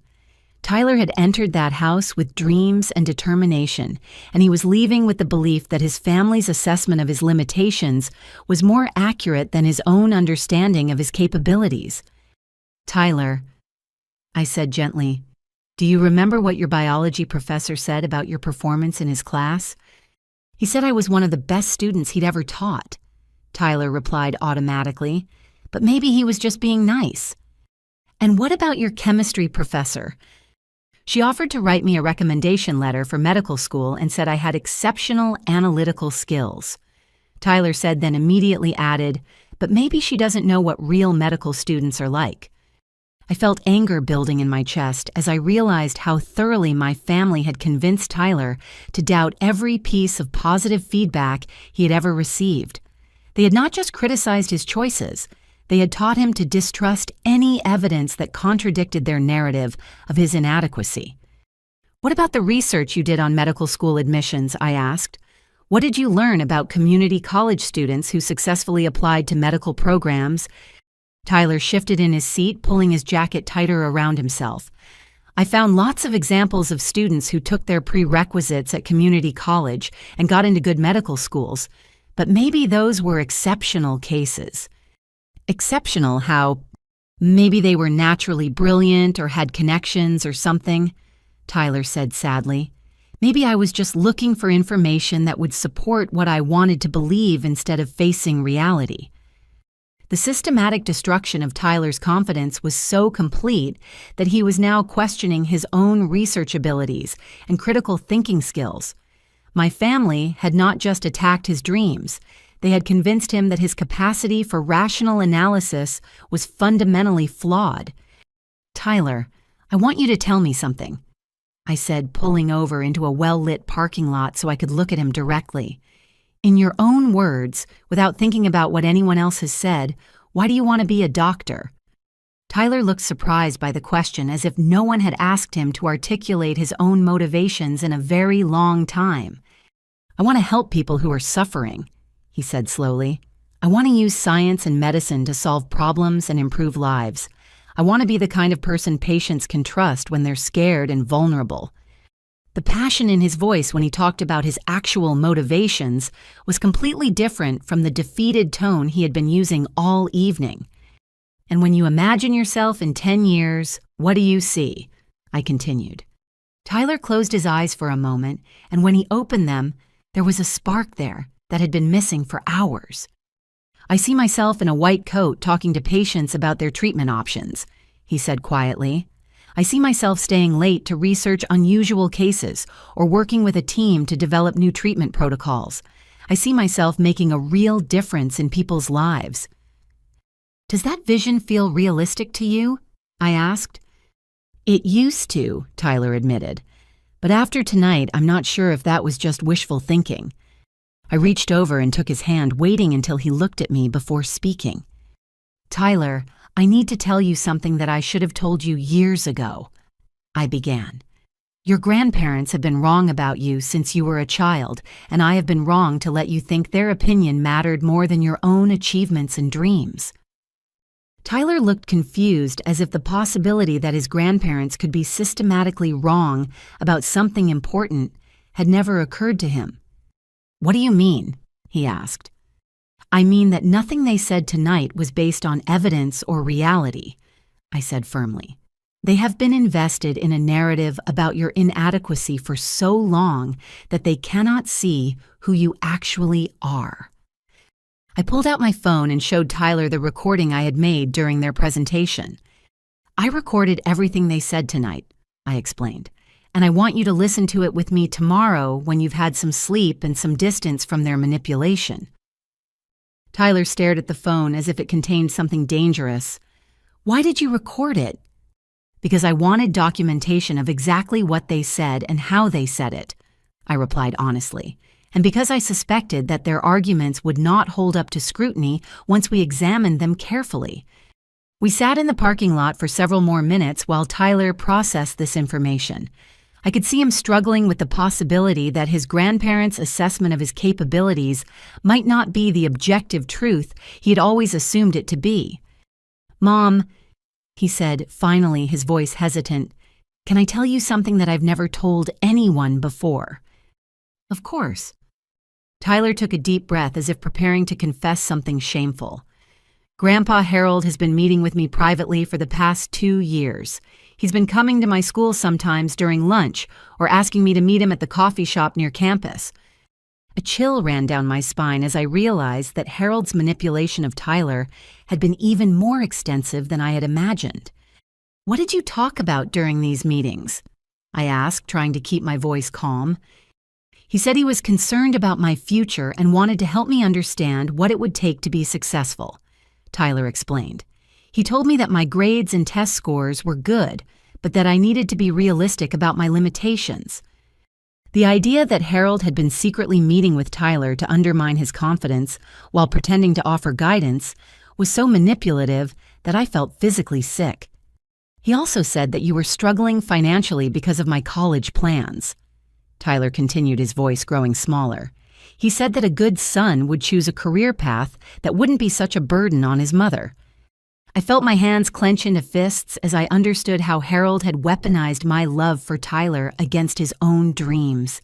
He had convinced my son that pursuing his goals was somehow selfish and harmful to me. "What else did he tell you?" I asked, though I was dreading the answer. "He said that single mothers often have unrealistic expectations for their children because they want to prove that they can raise successful kids without fathers," Tyler admitted. "He said, you might be encouraging my medical school plans because you needed to believe I could achieve more than I actually could." The psychological manipulation was so sophisticated and cruel that I could barely process it.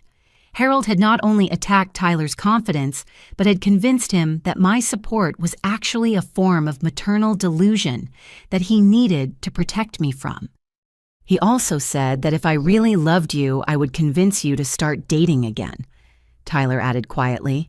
He said you needed to find a successful man who could provide better guidance for both of us. The suggestion that Tyler should manipulate me into remarrying for the family's benefit was so deeply inappropriate that I struggled to find words to respond. "Tyler?" I said carefully. How did these conversations make you feel? He was quiet for a long moment before answering. Confused and scared, he admitted, because everything Grandpa Harold said made sense logically, but it also made me feel hopeless about my future. Did you ever tell me about these meetings? Tyler shook his head sadly. Grandpa Harold said they should be our secret because you were already under so much stress. He said that telling you about our conversations would just add to your worries unnecessarily. The isolation and secrecy were classic manipulation tactics designed to prevent Tyler from getting outside perspective on the psychological abuse he was experiencing. For the past 2 years, I've been trying to figure out how to be the son that Grandpa Harold thinks I should be, Tyler continued. I've been trying to lower my expectations and be more realistic about my capabilities, but no matter how hard I tried, I could never seem to meet his standards. I realized that Tyler had been carrying the weight of Harold's impossible expectations and systematic undermining for 2 years without any support or validation from outside sources. He had been trying to solve an unsolvable puzzle while being told that his inability to solve it proved his inadequacy. Tyler, I need you to understand something very important, I said, taking his face in my hands so he had to look directly at me. Everything your grandfather told you was designed to control and manipulate you. None of it was true. But he seemed so sure, Tyler protested weakly. Manipulative people always seem sure, I replied firmly. That's part of how they convince their victims to doubt themselves instead of questioning the manipulation. Tyler stared at me with wide eyes as if I had just suggested that gravity might not be real. You're saying that Grandpa Harold was deliberately trying to hurt me? He asked, his voice filled with disbelief. I'm saying that Grandpa Harold was trying to control you by destroying your confidence and independence, I corrected. Whether he understood how harmful that was or not, the effect on you has been devastating. We sat in the parking lot for another 20 minutes while Tyler slowly began to process the possibility that his grandparents' treatment of him had been abusive rather than loving. It was like watching someone wake up from a 2-year nightmare and realize that the monsters had been real all along. What do we do now? Tyler asked finally, his voice small and uncertain. I looked at my 18-year-old son, who was brilliant and hardworking and kind, and who had been systematically convinced that he was inadequate and delusional. I thought about Harold's secret meetings and Patricia's public humiliation and Mark's complicit silence. And I realized that protecting Tyler was going to require more than just removing him from their influence. It was going to require me to expose exactly who they were and what they had been doing. Now, I said firmly, we make sure this never happens to anyone else. When we finally arrived home, Tyler went straight to his room with the folder of trade school brochures, claiming he wanted to review his options before making any decisions. I knew he was actually trying to process everything that had happened, but I was grateful for the space to think clearly about what I needed to do next. I made myself a cup of coffee and settled at my laptop in the kitchen, staring at the blank screen while my mind raced through everything I had learned that evening. The recording on my phone contained nearly 2 hours of my family systematically destroying Tyler's confidence, but I suspected that was only the tip of the iceberg. If Harold and Patricia had been this calculating about undermining Tyler's education and self-worth, there had to be other evidence of their manipulation that I could uncover. I started with the most obvious search: my father's construction company. Harold had always presented his business as highly successful, using it as evidence of his superior judgment and work ethic. But something about Mark's earlier discomfort when discussing family finances made me suspect that the reality might be different from the image. A quick search of public business records revealed that Brennan Construction LLC had been facing significant challenges for the past 18 months. There were 3 outstanding lawsuits from subcontractors claiming unpaid wages, and the company's credit rating had been steadily declining since the previous year. I dug deeper, searching through court filings and business registration documents, and discovered that Harold's company owed over $200,000 to various suppliers and contractors. Several liens had been filed against company assets, and there were 2 pending foreclosure actions on properties that Harold had used as collateral for business loans. The man who had spent the evening lecturing Tyler about responsibility and accountability was apparently unable to manage his own financial obligations. But the most interesting discovery came when I searched for recent news articles about the construction industry in our area. A local business journal had published an article 3 months earlier about the impact of rising material costs on small construction companies, and Harold's business had been specifically mentioned as an example of companies struggling to adapt to changing market conditions. The article quoted Harold extensively, and his comments revealed a pattern of blaming external factors for his company's problems rather than taking responsibility for poor management decisions. He complained about unfair competition from larger companies, unreasonable demands from clients, and the challenges of finding reliable workers in the current economy. It was exactly the kind of excuse-making that he had criticized Tyler for engaging in when my son explained his practical reasons for choosing community college. I continued searching and found Harold's LinkedIn profile, which painted a very different picture of his business success than the reality revealed by public records. According to his professional profile, Brennan Construction was expanding rapidly and leading the market in innovative building solutions. The disconnect between Harold's public image and his actual circumstances was startling, and it explained a lot about his treatment of Tyler. Harold had been projecting his own professional failures onto my son, using Tyler as a scapegoat for his inability to maintain the successful image he had cultivated. Next, I turned my attention to Patricia's social media presence, which I had always avoided because her posts tended to be either boring or judgmental. But tonight, I was looking for evidence of how she had been portraying Tyler to her extended social network. What I found was even worse than I had expected. Patricia's Facebook page was filled with posts about the challenges of modern parenting and the importance of maintaining family standards. She frequently shared articles about entitled teenagers and the need for tough love in raising responsible adults. But more disturbing were the specific posts that seemed to be about Tyler without mentioning him by name. 3 months earlier, she had shared an article about community college students with the comment, "Sometimes the kindest thing we can do for our children is help them understand their limitations rather than encouraging unrealistic dreams." 2 months earlier, she had posted a quote about the importance of family loyalty with the comment, "It breaks my heart when young people choose paths that embarrass their families instead of honoring the sacrifices their elders have made." And just last month, she had shared a prayer request asking for wisdom and guidance for a family member who has lost his way and needs help finding a more appropriate path for his life. The pattern was clear and deliberate. Patricia had been using social media to publicly shame Tyler while maintaining plausible deniability about who she was targeting.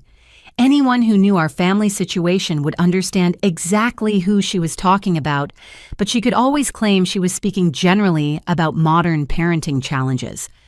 I screenshotted every relevant post and comment, building a comprehensive record of how Patricia had been systematically undermining Tyler's reputation within their social circle. Then I searched for information about Brad's academic performance at Yale, curious about whether the golden child was actually as successful as my family claimed. What I found was surprising, but not shocking. Brad's social media presence revealed a young man who was struggling academically and socially at an elite university.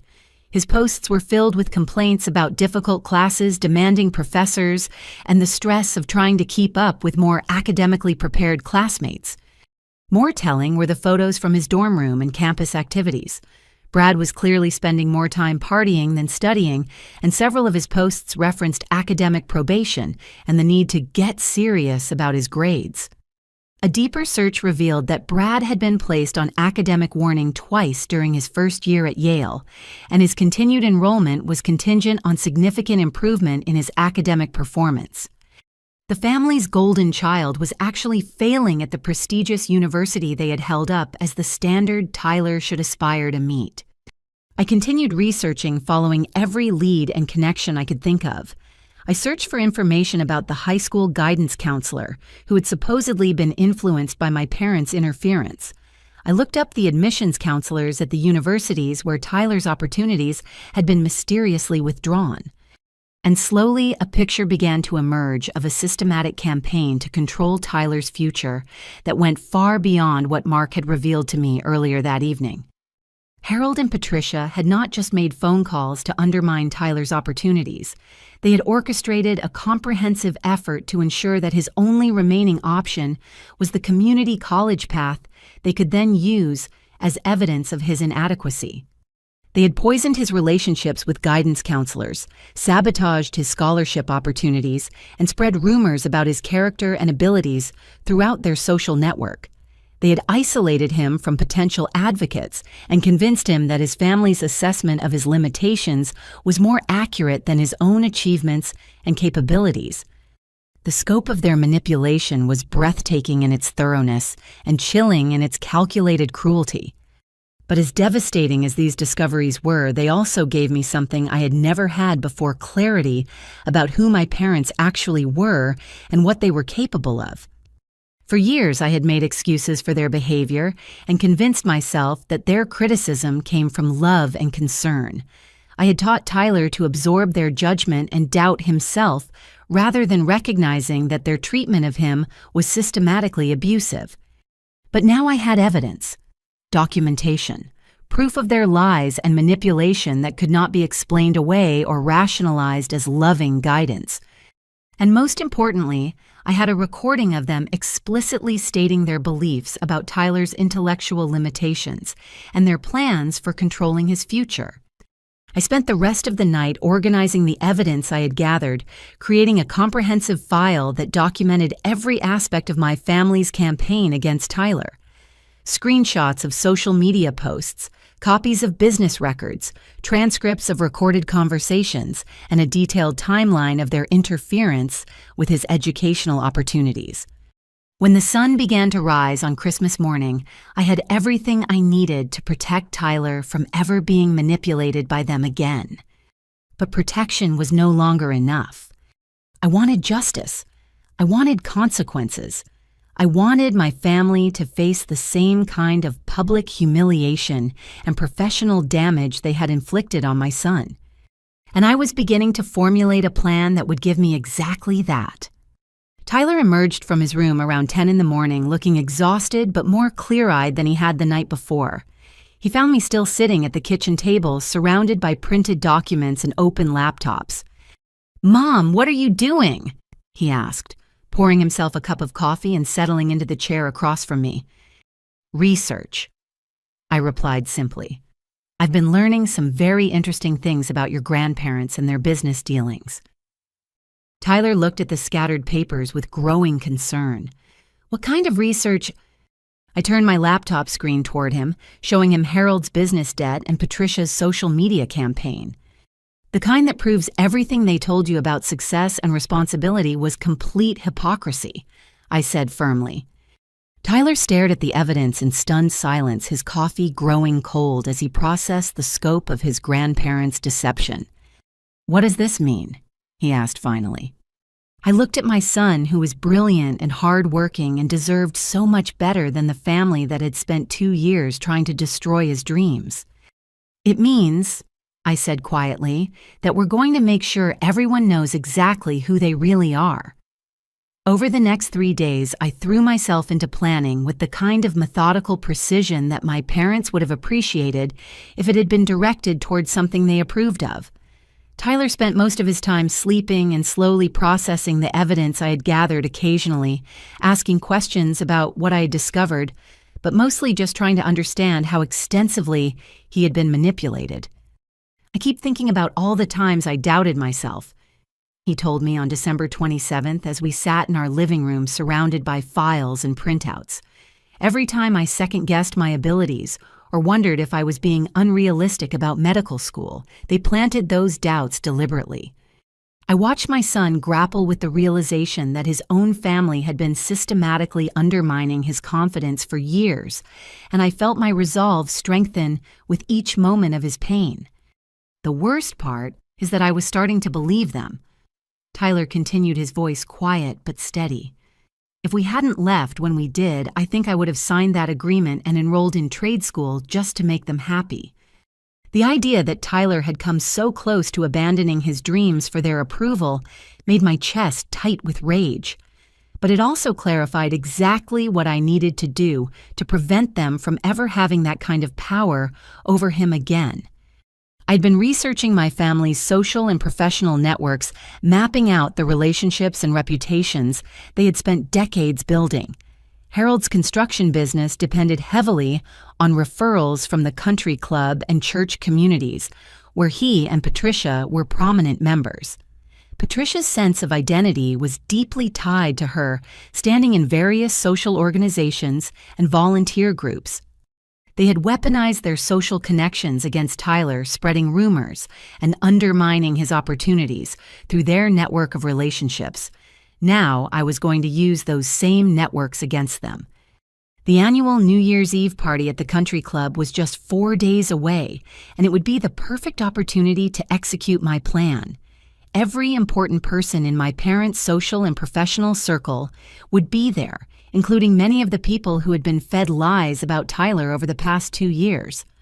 But first, I needed to gather additional evidence and build strategic alliances with family members who might be willing to support the truth once they understood what had really been happening. I started with Tyler's high school guidance counselor, Mrs. Rodriguez, who had always been one of his strongest advocates. I called her on December 28th and explained that I was trying to understand why Tyler's college opportunities had suddenly disappeared the previous spring. "I've been wondering about that myself," Mrs. Rodriguez admitted when I asked about any unusual contacts from family members. "Your parents called me several times last year with concerns about Tyler's college plans." "What kind of concerns?" I asked, though I suspected I already knew. "They said they were worried that I was encouraging him to aim too high academically," she explained. "They suggested that Tyler might have learning disabilities that hadn't been properly diagnosed and that his grades might not reflect his true capabilities." The systematic nature of their manipulation was becoming even clearer. They had not just undermined Tyler directly, they had convinced his advocates that supporting his dreams was actually harmful to him. They also suggested that Tyler might be misrepresenting his volunteer work and extracurricular activities. Mrs. Rodriguez continued, "They asked me to verify his claims about tutoring other students and working at the animal shelter."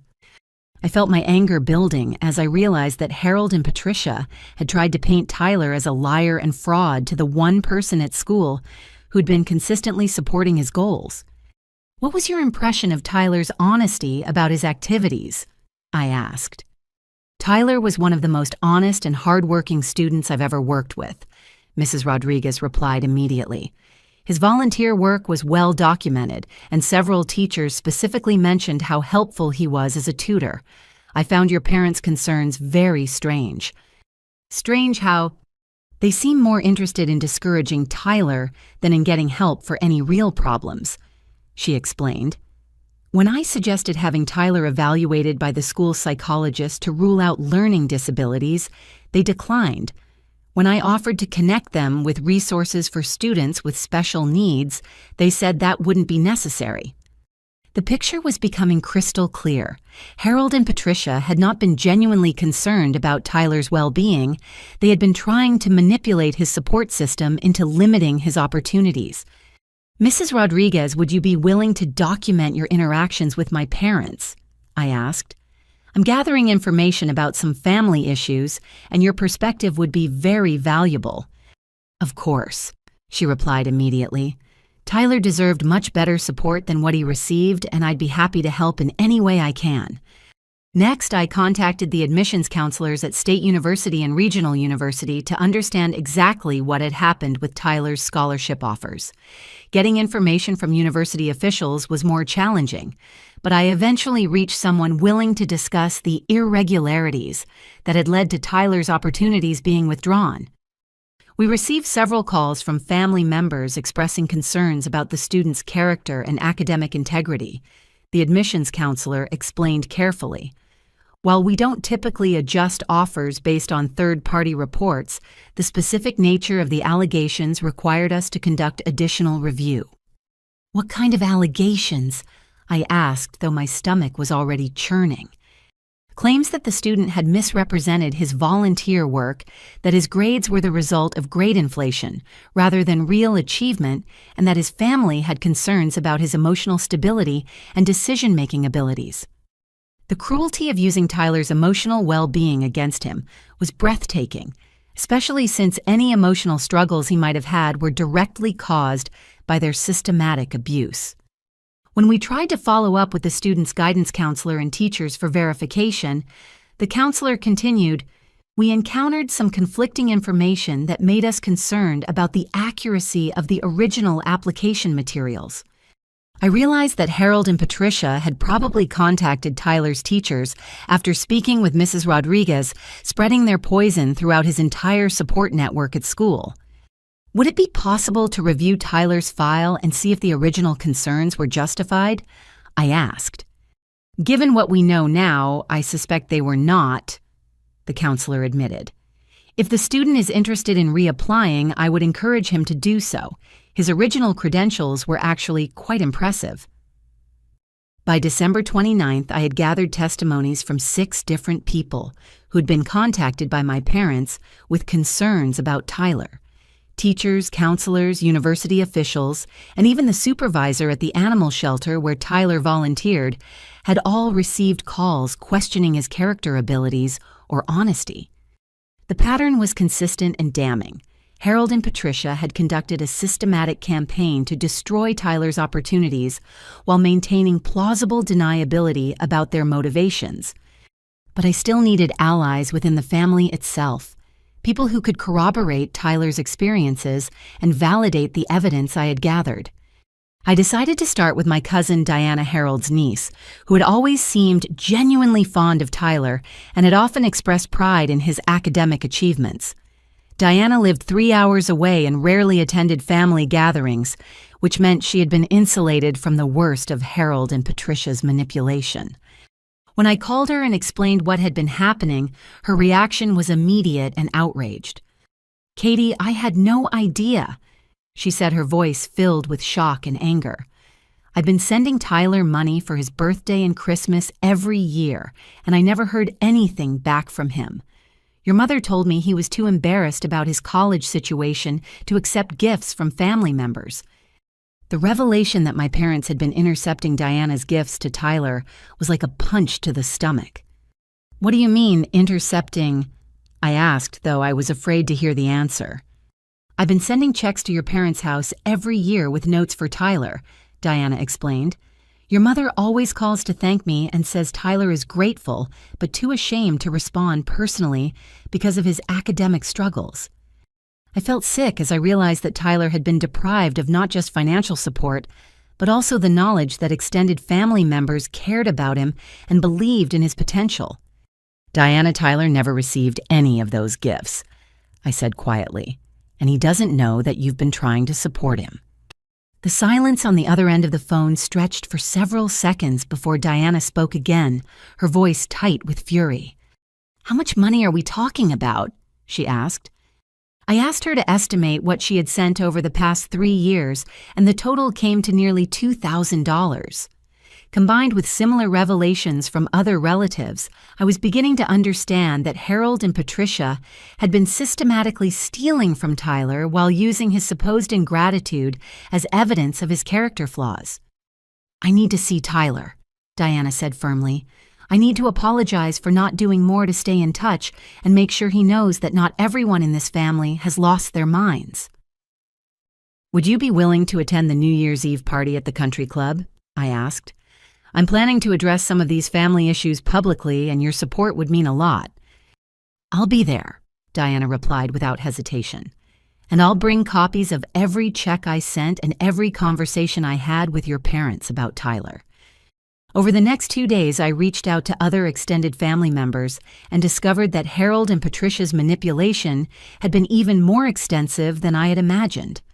Uncle James, my father's brother, had been told that Tyler was struggling with depression and substance abuse issues that made him unsuitable for family gatherings.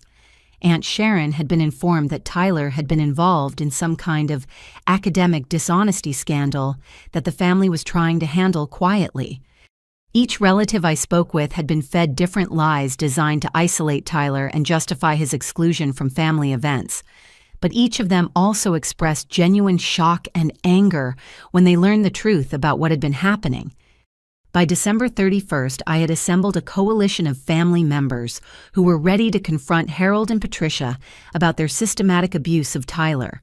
I had documentation of their lies, evidence of their financial theft, and recordings of their own words condemning Tyler for limitations he did not actually possess. Most importantly, I had a plan that would expose their cruelty and manipulation to the entire social network they had spent decades cultivating. The New Year's Eve party would bring together over 200 people from the community, including business associates, church members, country club friends, and extended family. It was the perfect venue for Harold and Patricia to experience the same kind of public humiliation they had inflicted on Tyler. "Are you sure about this, Mom?" Tyler asked on the morning of December 31st as I made final preparations for the evening's confrontation. "It feels like we're sinking to their level." I looked at my son, who was still so kind and forgiving, despite everything he had endured, and felt a moment of doubt about the scope of what I was planning. But then I thought about the 2 years of systematic abuse, the intercepted gifts, the sabotaged opportunities, and the deliberate campaign to destroy his confidence and future. "Tyler," I said gently, "sometimes protecting the people we love requires us to stop being nice to the people who are hurting them." He nodded slowly, understanding that this was about more than just our family dynamics. "Besides," I added with a smile that probably looked more predatory than reassuring, "I'm not sinking to their level. I'm rising to the occasion." Tonight, Harold and Patricia were going to learn that their grandson had inherited more than just his mother's protective instincts.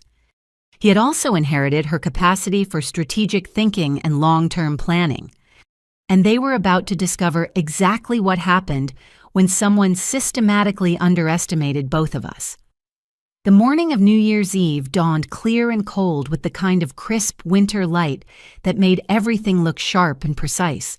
I woke up feeling more focused and determined than I had in years, as if all the doubt and confusion that had plagued our family relationships had finally crystallized into perfect clarity.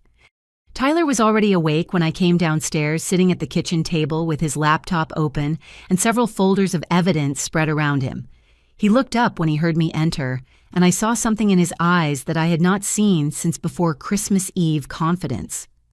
"I've been reading through everything you gathered," he said, gesturing at the documents. "I want to understand exactly what they did and how they did it." I poured myself coffee and sat across from him, watching as he methodically reviewed the evidence of his grandparents' systematic manipulation. "The thing that gets me the most is how calculated it all was." He continued, holding up a printed email exchange between Harold and one of Tyler's teachers. "They didn't just disapprove of my choices, they actively worked to eliminate my options so that disapproval would be the only rational response." The maturity and analytical clarity in Tyler's voice reminded me forcefully of why Harold and Patricia's assessment of his intellectual limitations was so absurd. My son was processing a complex pattern of psychological manipulation with the same methodical precision he brought to his science coursework. "Are you having any second thoughts about tonight?" I asked, wanting to make sure he was fully on board with what we were planning. Tyler was quiet for a moment, considering the question seriously. "Part of me feels guilty about exposing them publicly," he admitted. "They're still my grandparents, and some of their friends have been nice to me over the years." I nodded, understanding his conflict.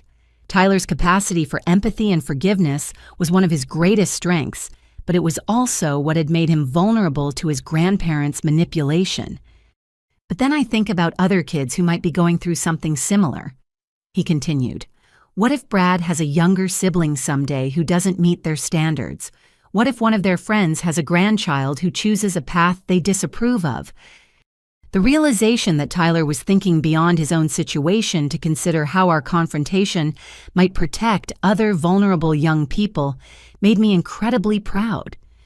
I think we need to do this, he concluded firmly, not just for us, but for anyone else who might become their target in the future. Around noon, Diana arrived with her husband Robert, both of them carrying boxes of documentation related to their attempts to support Tyler over the years. Diana had driven 3 hours to be part of our confrontation, and her presence felt like a validation of everything we were trying to achieve. I brought copies of every check I sent, every birthday card, every Christmas note, Diana announced, setting her boxes on the kitchen table. I also brought bank records showing when the checks were cashed, which might be useful if your parents try to claim they were returned or never received. Robert, who worked as a forensic accountant, had spent the morning reviewing the financial evidence and organizing it into a comprehensive timeline. What your parents did constitutes theft by deception, he told me bluntly. They accepted money intended for Tyler under false pretenses and used it for their own purposes while claiming Tyler was too ashamed to accept family support. The clinical assessment of my parents' behavior as criminal rather than merely inappropriate was somehow both shocking and reassuring. The pattern of intercepted gifts and forged responses also suggests mail fraud. Robert continued consulting his notes. If they were signing Tyler's name to thank you cards or declining gifts on his behalf, that's a federal crime. I had not been thinking in terms of criminal charges, but Robert's analysis made it clear that Harold and Patricia's manipulation had crossed legal boundaries as well as ethical ones. Uncle James arrived in the early afternoon with his wife Carol, both of them visibly angry about the lies they had been told regarding Tyler's supposed substance abuse issues. "I've been worried sick about that boy for months," James said, embracing Tyler with obvious relief. "Your grandmother told me you were struggling with alcohol and that the family was trying to get you into treatment without making it public." Tyler looked stunned by this revelation. "Uncle James, I've never even tried alcohol. I'm too busy with work and school to party."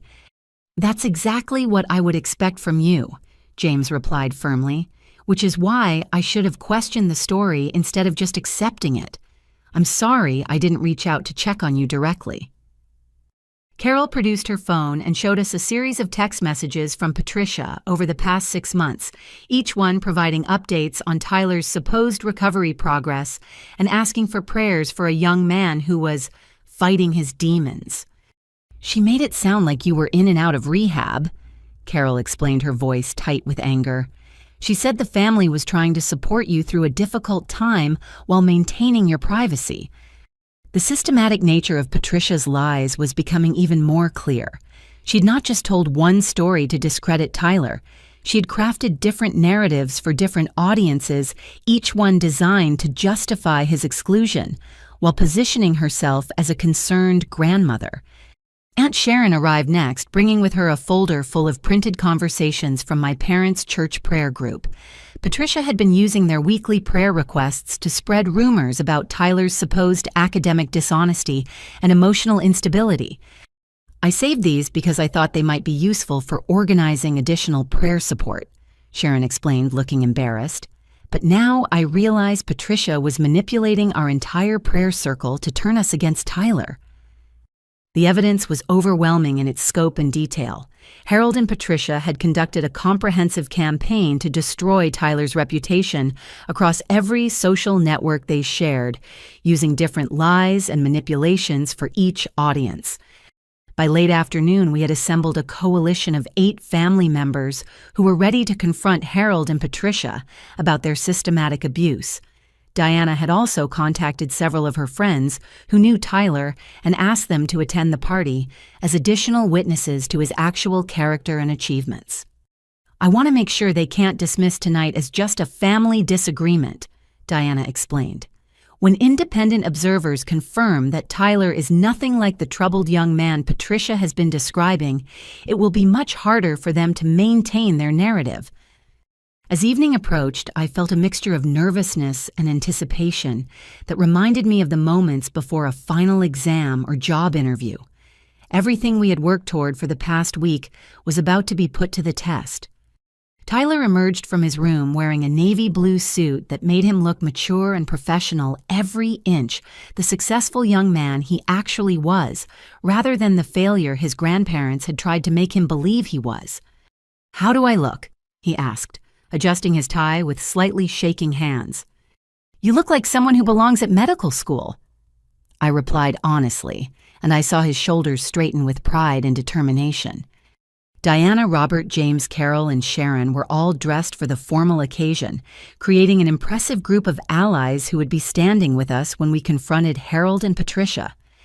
"Are we ready for this?" James asked as we gathered in our living room for a final strategy session. I looked around at these family members who had been deceived and manipulated just as thoroughly as Tyler, but who had chosen truth and justice over comfortable denial once they understood what had really been happening. "We're ready," I said firmly. "Tonight, Harold and Patricia are going to face the consequences of 2 years of systematic cruelty." Tyler took my hand and squeezed it gently. "Thank you, Mom, for believing in me and for fighting for me." "Thank you for being worth fighting for," I replied, and I meant every word. As we prepared to leave for the country club, I felt a sense of clarity and purpose that I had never experienced before. For 37 years, I had been trying to earn my parents' approval and acceptance, always hoping that if I just tried harder or loved more unconditionally, they would eventually treat me and the people I loved with basic respect and kindness. But tonight was not about earning anything from them. Tonight was about showing them exactly what happened when they systematically underestimated the people they had tried to destroy.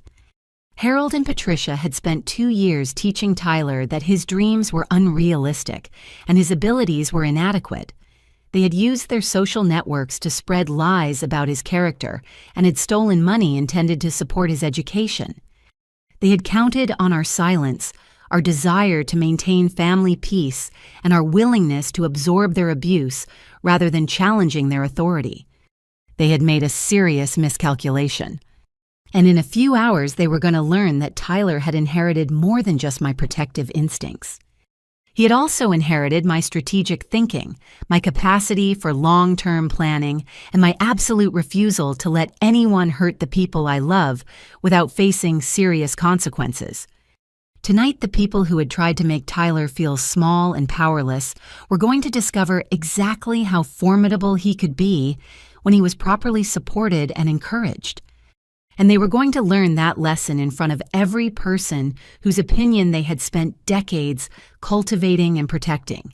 The country club's ballroom was decorated with gold and silver streamers, elegant floral arrangements, and twinkling lights that created an atmosphere of celebration and prosperity.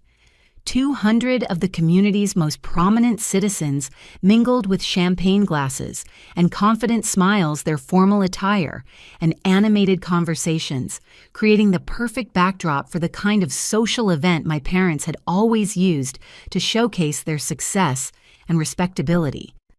Harold stood near the bar holding court with several business associates, his booming voice carrying across the room as he discussed recent construction projects and upcoming development opportunities. Patricia moved gracefully through the crowd in her silver evening gown, greeting church friends and charity organization colleagues with the practiced charm she had perfected over decades of social climbing. They looked completely at ease in their element, surrounded by people who respected their opinions and valued their friendship. It was exactly the kind of setting where they felt most powerful and confident, which made it the perfect place to destroy them. Tyler and I entered the ballroom with our coalition of family allies, and I watched Harold's face change when he saw us approaching. His initial surprise quickly shifted to irritation as he realized we were not there to apologize or seek reconciliation. "Katie, Tyler," he said with forced pleasantness, clearly aware that his business associates were watching the interaction with interest. "I didn't expect to see you here tonight." "We wouldn't miss it," I replied with a smile that probably looked more predatory than friendly. "Tyler has something he'd like to share with the family. Patricia materialized beside Harold with the kind of social radar that had made her such an effective manipulator over the years. Her eyes swept over our group, taking in Diana's presence and the determined expressions on everyone's faces. "This is hardly the appropriate venue for family discussions," she said quietly, her voice carrying just enough warmth to maintain appearances while communicating clear displeasure. "Actually, I think this is the perfect venue," Diana said firmly, stepping forward to stand beside Tyler. "Given how much you've been sharing about Tyler's situation with your social network." I saw Harold's jaw tighten as he realized that Diana knew about their campaign of lies and manipulation. His eyes darted around the room, calculating how to minimize the potential damage to his reputation. "Perhaps we should move this conversation to somewhere more private," he suggested, gesturing toward one of the smaller meeting rooms adjacent to the ballroom. "No," Tyler said clearly, his voice carrying enough to attract the attention of nearby guests. "I think our family friends should hear what I have to say." The confidence in Tyler's voice was unmistakable, and I saw several people turn to listen with curious interest. Mark and Jennifer appeared at the edge of the growing circle, their faces pale with apprehension as they realized this was not going to be a quiet family reconciliation. "Tyler has been working on a presentation," I announced to the expanding audience, "about academic achievement, family support, and the importance of truth in relationships." Harold's face had gone completely white as he understood that we were planning to expose his lies in front of the very people whose respect he had spent decades cultivating. "This is completely inappropriate," Patricia hissed, her social mask slipping slightly. "These people don't need to be involved in private family matters." "You made it their business when you used them to spread lies about Tyler's character and abilities," James said, firmly stepping forward to support his nephew. The circle of observers had grown to include nearly 30 people, many of whom I recognized as members of Harold's business network and Patricia's church community. Their faces showed a mixture of curiosity and concern as they sensed the tension building between family members. Tyler pulled out a folder of documents and cleared his throat, drawing the attention of everyone within hearing distance. "3 days ago, my grandparents excluded me from Christmas dinner because they said I was a failure who didn't deserve to be part of family celebrations." He began, his voice steady and clear. "They told me that my choice to attend community college while working 3 jobs proved that I wasn't smart enough for our family's standards." Murmurs of surprise rippled through the crowd as people processed this information. I saw several faces turn toward Harold and Patricia with expressions of shock and disapproval. They presented me with a bill for over $8,000. Tyler continued, holding up Patricia's itemized spreadsheet. Every birthday present, Christmas gift, and graduation card was suddenly a loan that needed to be repaid because they considered their investment in my education to have been wasted. The gasps from the audience were audible now, and I saw Harold's business associates exchanging uncomfortable glances as they absorbed the implications of what Tyler was revealing. "But what I didn't know until this week," Tyler said, his voice gaining strength, "was that my grandparents had been systematically sabotaging my educational opportunities for 2 years while telling everyone in their social network that I was failing because of my own inadequacies." He opened his folder and began reading from the documentation we had gathered, his voice clear and emotionless, as he detailed each instance of Harold and Patricia's interference with his college applications, scholarship opportunities, and support systems. "They contacted my guidance counselor to suggest I had learning disabilities," Tyler read. "They called university admissions offices to claim I had misrepresented my volunteer work. They spread rumors about my character to teachers, counselors, and anyone else who might have advocated for my success." The silence in the ballroom was complete now, with nearly 50 people gathered around our group, listening to Tyler's methodical presentation of evidence. I could see Harold and Patricia calculating whether to deny the accusations or attempt damage control. They also intercepted gifts and money that family members sent to support my education. Tyler continued, nodding toward Diana, while telling those relatives that I was too ashamed of my failures to accept their help. Diana stepped forward and addressed the crowd directly. I sent Tyler over $2,000 in birthday and Christmas gifts over the past 3 years, she announced. Harold and Patricia accepted the money on his behalf and told me he was too embarrassed about his academic struggles to respond personally. Uncle James moved to stand beside Diana, his voice carrying clearly across the silent ballroom. They told me Tyler was struggling with substance abuse and needed family intervention rather than support for his educational goals. Aunt Sharon joined them, holding up printed prayer requests from Patricia's church group. They used our weekly prayer circle to spread lies about Tyler's supposed emotional problems and academic dishonesty. The systematic exposure of Harold and Patricia's manipulation was having exactly the effect I had hoped for. I could see shock and disgust replacing curiosity on the faces of their friends and business associates. But here's what they didn't want anyone to know about Tyler's actual achievements, I said, stepping forward with my own folder of documentation. I began reading from Tyler's transcripts his perfect GPA, while working 60 hours per week, his acceptance letters to multiple universities, with scholarship offers, his volunteer work at the animal shelter, and his tutoring of struggling classmates.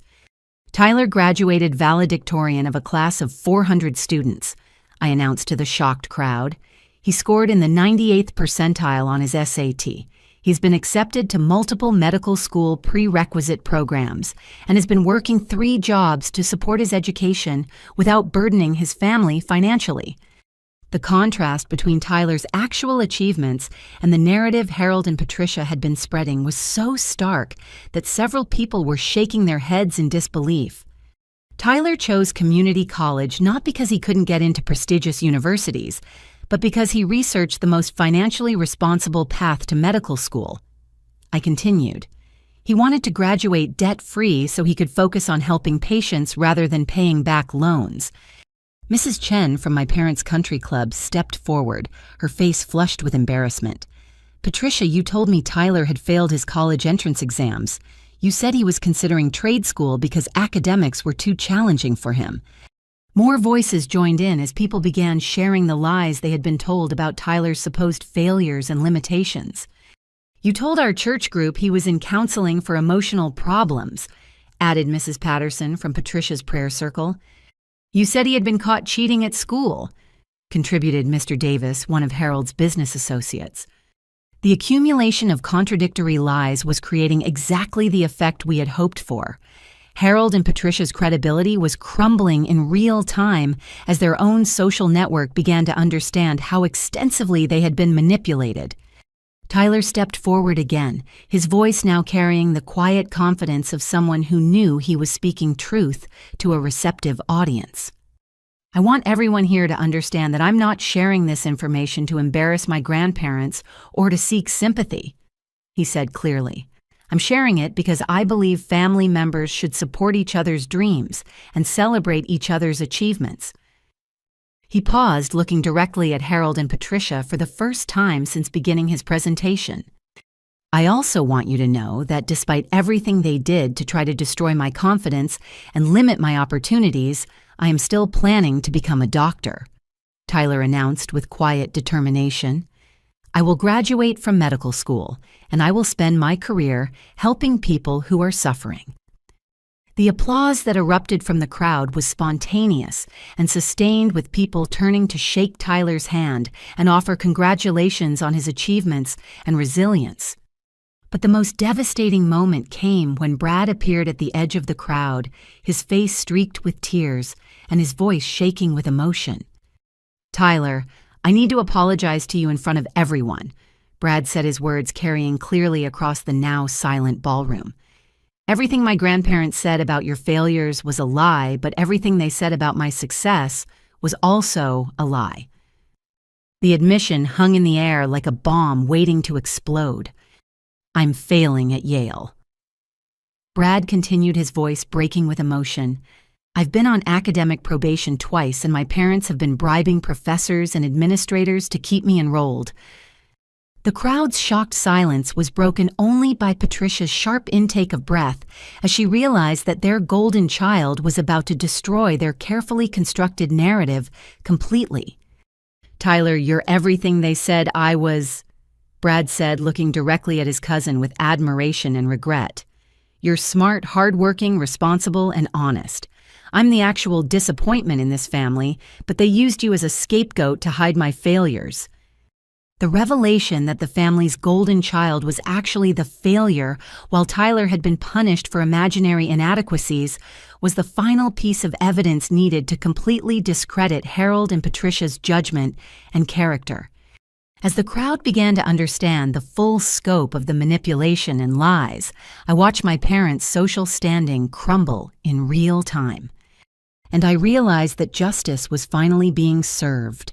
The silence following Brad's confession was deafening, broken only by the soft sound of champagne bubbles rising in forgotten glasses and the distant music from the adjacent cocktail reception.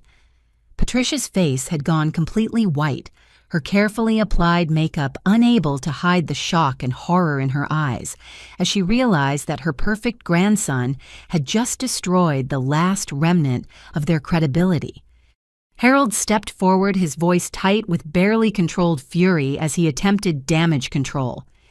"Brad, you're upset and not thinking clearly," he said loudly enough for everyone to hear. "There's no need to make dramatic statements that you'll regret later." But Brad shook his head firmly, pulling out his phone and showing the screen to the gathered crowd. "These are my grades from Yale." He announced, his voice gaining strength as he chose honesty over self-preservation. 2 Ds, 1 F, and a C-. I'm on academic probation and facing suspension if I don't improve dramatically next semester. The crowd leaned in to see the evidence, their murmurs of surprise turning to exclamations of shock as they realized that the golden child they had been hearing about for years was actually struggling academically while Tyler excelled. "Brad, stop!" Patricia hissed, her social mask completely abandoned as she grabbed for his phone. "You don't know what you're saying." "I know exactly what I'm saying, Grandma," Brad replied, pulling away from her reach. "I'm saying that you and Grandpa have been lying about both of us for years." Diana stepped forward, her voice carrying clearly across the silent ballroom. "How long have you known about Tyler's real achievements?" she asked Brad directly. Brad looked ashamed as he answered, "I've always known Tyler was smarter than me. When we were kids, he helped me with my homework because I couldn't understand the material. In high school, he tutored me in math and science so I could pass my classes." The admission that Tyler had been helping Brad academically while being publicly dismissed as intellectually inferior was like a slap across Harold and Patricia's faces. "My parents have been paying for tutors' test prep courses and even bribing admissions counselors to get me into programs I didn't qualify for." Brad continued, his confession becoming more devastating with each revelation. "They told me it was necessary because I had to maintain the family's reputation for excellence." Uncle James stepped forward, his voice filled with disgust. "You mean they've been committing fraud to cover up Brad's academic problems while destroying Tyler's legitimate opportunities?" "Yes," Brad said simply, "and they told me that if I didn't go along with it, they would cut off my funding and I'd end up like Tyler, struggling at community college and disappointing the family." The systematic manipulation was becoming even clearer as Brad revealed how Harold and Patricia had used fear and financial control to maintain their lies. "They made me participate in humiliating Tyler on Christmas Eve." Brad added, his voice breaking with emotion. "They said it was necessary to teach him a lesson about accepting reality. But the reality is that Tyler's path is more honest and ultimately more successful than anything I've achieved." Mrs. Henderson from my parents' social circle stepped forward, her face flushed with anger. "Patricia, you've been telling us for months about Brad's academic achievements at Yale," she said accusingly. "You showed us awards and recognition letters that apparently weren't real." "They were real," Patricia said desperately, her voice high and strained. "Brad has been very successful at Yale. He's just having a temporary setback." "Grandma, stop lying," Brad said firmly. "Those awards were from high school. You've been showing people my old achievements and pretending they were current." Robert, Diana's husband, stepped forward with his forensic accountant's precision for details. "What about the money that was supposed to be supporting Tyler's education?" he asked Harold directly. "Diana alone sent over $2,000. How much money from how many relatives was diverted to cover Brad's expenses? Harold's jaw worked silently for several seconds before he managed to respond. Any money received on behalf of family members was used for family purposes. That's theft, Robert replied bluntly. You accepted money under false pretenses and used it for unauthorized purposes. Uncle James pulled out his phone and began scrolling through his messages. I sent $500 last year when Patricia told me Tyler needed help with medical expenses, he announced. She said he was struggling with depression and substance abuse treatment. More family members began checking their phones and purses, pulling out records of money and gifts they had sent for Tyler's benefit over the past 2 years. I sent $300 for his birthday, Aunt Sharon added. Patricia said he was grateful but too ashamed to respond personally. $250 for Christmas, contributed Cousin Michelle, who had apparently arrived during Tyler's presentation, with a note specifically asking that it be used for his college expenses. The total amount of intercepted money was growing quickly, and I could see Harold and Patricia calculating the potential legal consequences as the evidence of their theft accumulated. But the financial fraud was only part of their crumbling reputation. Mr. Davis, one of Harold's most important business associates, stepped forward with a grim expression. Harold, you've been using Tyler's situation as an example of poor family values in our business discussions, he said coldly. You told me that modern parents were too permissive and that Tyler's failures prove the importance of maintaining high standards. You used my grandson as a cautionary tale, James added, his voice filled with disgust, while he was actually excelling academically and working harder than most adults. Mrs. Chen from the country club shook her head in bewilderment. Patricia, you organized a prayer group specifically to ask for divine intervention in Tyler's academic problems that didn't exist. You made us complicit in your lies, added Mrs. Patterson from the church group. We've been praying for Tyler to overcome substance abuse and emotional instability while he was actually maintaining perfect grades and working multiple jobs. The systematic exposure of Harold and Patricia's manipulation was creating exactly the effect we had hoped for. Their entire social network was beginning to understand how extensively they had been used to spread lies and justify cruelty. Tyler stepped forward again, his voice calm and measured as he addressed the crowd. I want everyone to understand that my grandparents' lies didn't just hurt me, he said clearly. They hurt everyone who cared enough to send support, everyone who wasted time praying for problems that didn't exist, and everyone who was manipulated into participating in my exclusion and humiliation. The moral clarity of Tyler's statement resonated with the crowd, many of whom were beginning to look at Harold and Patricia with expressions of disgust rather than shock. They turned our family's love and concern into weapons against me, Tyler continued. They used your kindness and generosity to fund their deception while making you believe you were helping someone who was too proud or ashamed to appreciate your support. Diana stepped forward and addressed the crowd directly. How many of you sent money or gifts for Tyler that you never heard about again? Nearly a dozen hands went up representing family members and family friends who had been manipulated into unknowingly funding Harold and Patricia's lies. How many of you were told stories about Tyler's problems that never quite made sense with what you knew about his character? Diana continued. Even more hands went up as people began to recognize the inconsistencies they had noticed but dismissed. And how many of you have been repeating Harold and Patricia's stories to other people, spreading lies without realizing it? Diana asked. The forest of raised hands was the final evidence needed to demonstrate the scope of Harold and Patricia's manipulation campaign. Mr. Rodriguez, the country club's general manager, approached our group with obvious concern about the disruption to the evening's festivities. Perhaps we should move this discussion to a more private setting, he suggested diplomatically. Actually, Tyler said clearly, I think we're finished here. He turned to face Harold and Patricia directly for the first time since his presentation began.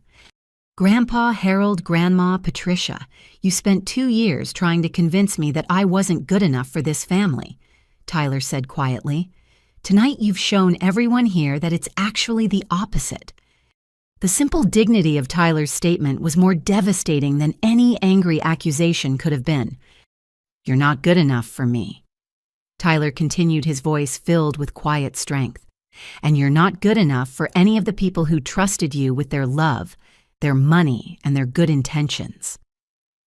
With that, Tyler turned and began walking toward the ballroom exit, followed immediately by Diana, Robert James, Carol Sharon, and a growing procession of family members who had chosen truth over comfortable denial. I paused at the edge of the crowd and looked back at Harold and Patricia, who stood frozen in the center of a circle of people who were no longer looking at them with respect and admiration. "Enjoy your reputation," I said simply and followed my son toward the door. Behind us, I could hear the murmur of shocked conversations beginning as 200 of the community's most prominent citizens processed what they had just witnessed.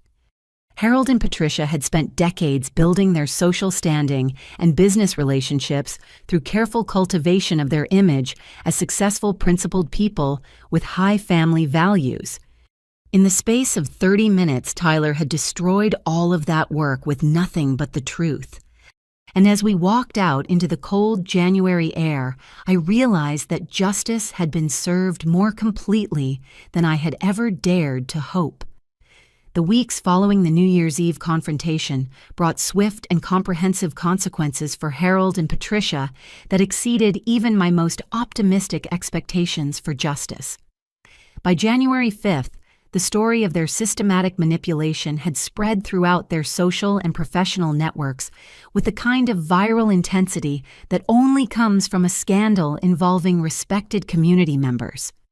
Harold's construction business began hemorrhaging clients almost immediately. Mr. Davis, his most important business associate, called personally to inform him that their partnership was being terminated due to fundamental concerns about character and judgment.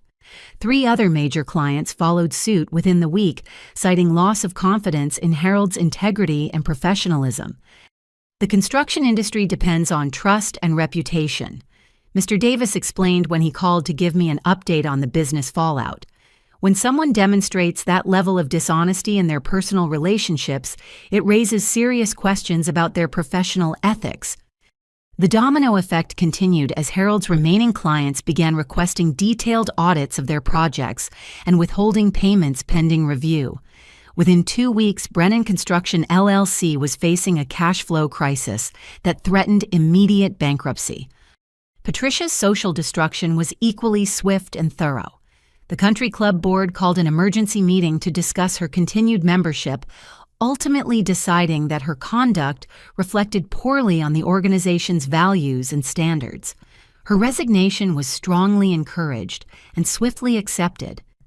The church situation was particularly devastating for Patricia, who had built her entire social identity around her standing in the religious community. When the full scope of her prayer circle manipulation became known, the pastoral council requested a private meeting to address concerns about her misuse of sacred community practices for personal vendettas. Mrs. Patterson, who had been leading the prayer group that Patricia manipulated, called me personally to express her outrage and apologize for unknowingly participating in Tyler's emotional abuse. "We spend our time praying for people who are genuinely suffering," she told me, her voice tight with anger. To discover that Patricia was manufacturing crises and exploiting our compassion for her own twisted purposes feels like a violation of everything our faith community stands for. Patricia was quietly asked to find a new church home, ending 30 years of involvement in the organization that had been central to her social life and sense of identity. But the most satisfying consequence came from an unexpected source: the extended family's collective decision to redirect their support toward Tyler and away from Harold and Patricia entirely. Uncle James had taken the lead in organizing what he called Operation Tyler Support, reaching out to every family member who had been manipulated over the past 2 years and coordinating a comprehensive response. "We've been enablers," James told me during one of our planning calls. "We let Harold and Patricia get away with this abuse because we didn't want to rock the boat or cause family drama. but our silence made us complicit in Tyler's suffering. The family response was overwhelming and immediate. Diana increased her educational support to cover Tyler's entire medical school tuition when the time came. James offered to pay for Tyler's MCAT preparation course and medical school application fees. Aunt Sharon established a monthly stipend to help with Tyler's living expenses so he could reduce his work hours and focus more on his studies. Even relatives I barely knew emerged from the woodwork to offer support and apologize for believing Harold and Patricia's lies. Cousin Michael drove 4 hours to personally deliver a check and express his regret for not questioning the inconsistencies he had noticed in their stories about Tyler. "Your son is obviously brilliant and hardworking," Michael told me. "I should have trusted my own judgment instead of accepting Harold's assessment of his capabilities." The financial support was helpful, but the emotional validation was transformative for Tyler. For the first time in years, he was surrounded by family members who celebrated his achievements and supported his dreams, rather than trying to convince him they were unrealistic. "It's like I can finally breathe," Tyler told me one evening as we reviewed acceptance letters from medical school prerequisite programs. "I spent so long doubting myself and trying to prove I was worthy of family love. Now I realize the problem was never with me." The academic opportunities that began opening up for Tyler were equally gratifying. Mrs. Rodriguez, his high school guidance counselor, had contacted several universities to explain the family interference that had led to Tyler's scholarship withdrawals. 2 schools immediately reinstated their original offers, and a third offered an even more generous package based on Tyler's community college performance. "Tyler's case has become an example we use in our counselor training," Mrs. Rodriguez told me. "We now have protocols for identifying and documenting family sabotage, so we can better protect students from this kind of manipulation." The regional medical center, learning about Tyler's story through their connection to his volunteer work, offered him a paid research assistant position that would provide valuable experience while helping fund his education. "We need more students like Tyler in medicine," the program director explained.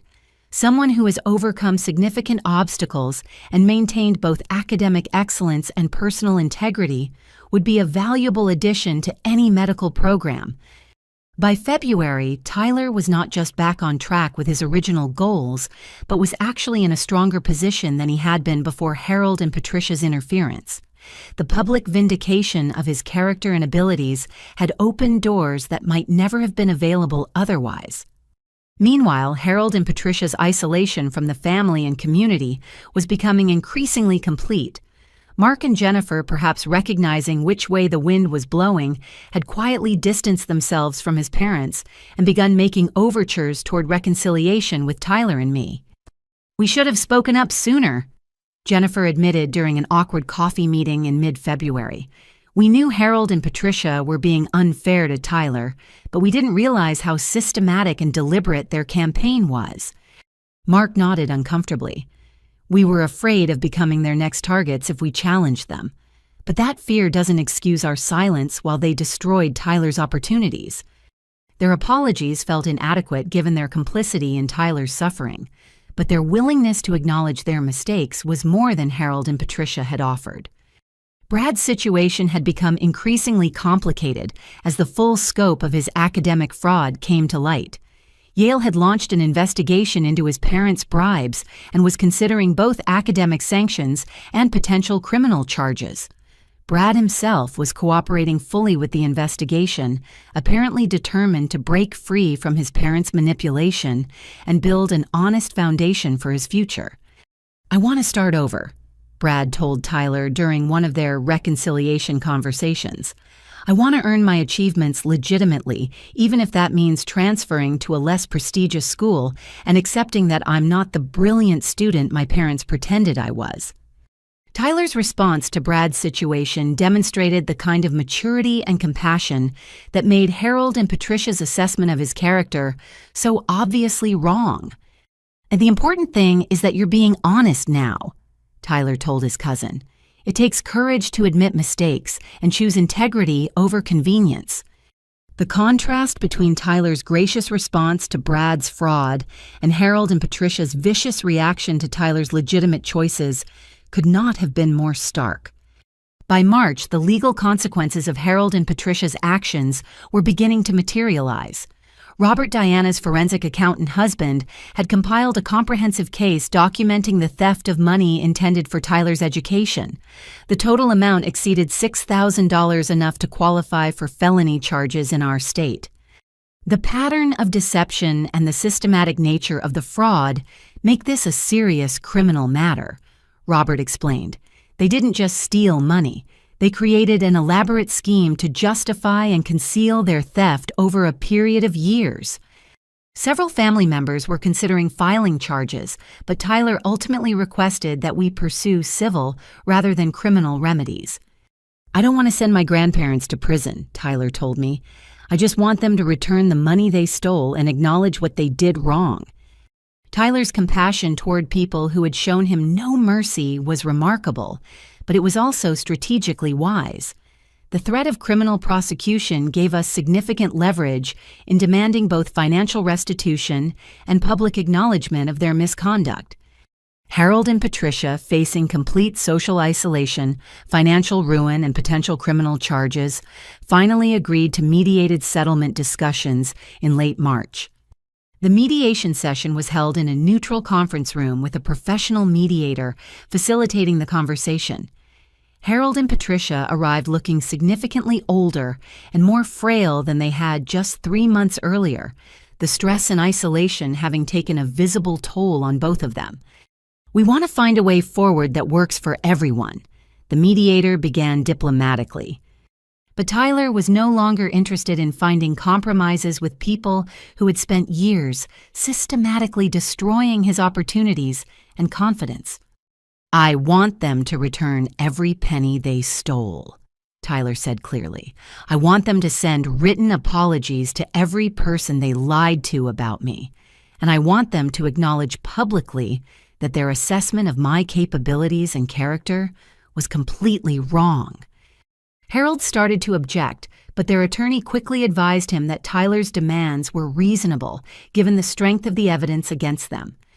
The final settlement required Harold and Patricia to pay full restitution for the intercepted gifts and stolen money, write individual apology letters to 17 different people who had been fed lies about Tyler, and publish a public statement in the local newspaper acknowledging their misconduct and correcting the false narratives they had spread. Most importantly, they were required to have no contact with Tyler for a minimum of 2 years, giving him space to heal from their abuse and build his future without their interference. "This isn't about punishment," Tyler explained to the mediator. "It's about ensuring that I can pursue my goals without fear of sabotage and that other family members can support me without being manipulated by lies." As we left the mediation session, I realized that Tyler had achieved something remarkable. He had not just survived his grandparents' systematic abuse, he had used their cruelty as motivation to build an even stronger foundation for his future. Harold and Patricia had tried to convince Tyler that he was inadequate and delusional. Instead, they had created a young man with unshakable confidence in his own worth and crystal clear understanding of the difference between genuine support and manipulative control. Their attempt to destroy him had ultimately made him stronger, wiser, and more determined than he might have been otherwise. And that, I realized, was the most perfect justice of all. 6 months after that devastating Christmas Eve confrontation, I stood in the auditorium of Tyler's community college, watching my son deliver the valedictorian speech to a graduating class of 800 students. He looked confident and mature in his cap and gown, every inch the successful young man Harold and Patricia had tried to convince him he could never become. Excellence isn't about where you start your journey. Tyler told his fellow graduates, his voice carrying clearly across the packed auditorium. It's about the integrity, determination, and compassion you bring to every step of that journey.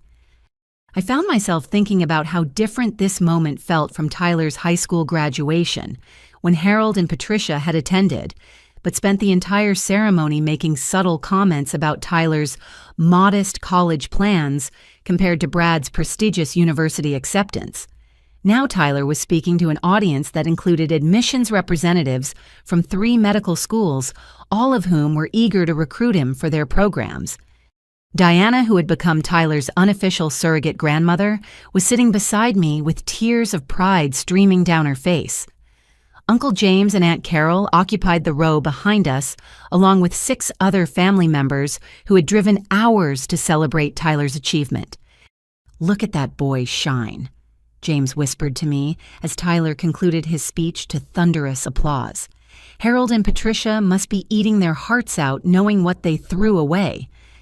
The contrast between this celebration and the toxic family dynamics we had escaped was remarkable. Tyler was surrounded by people who genuinely loved and supported him, people who celebrated his success without reservation or jealousy.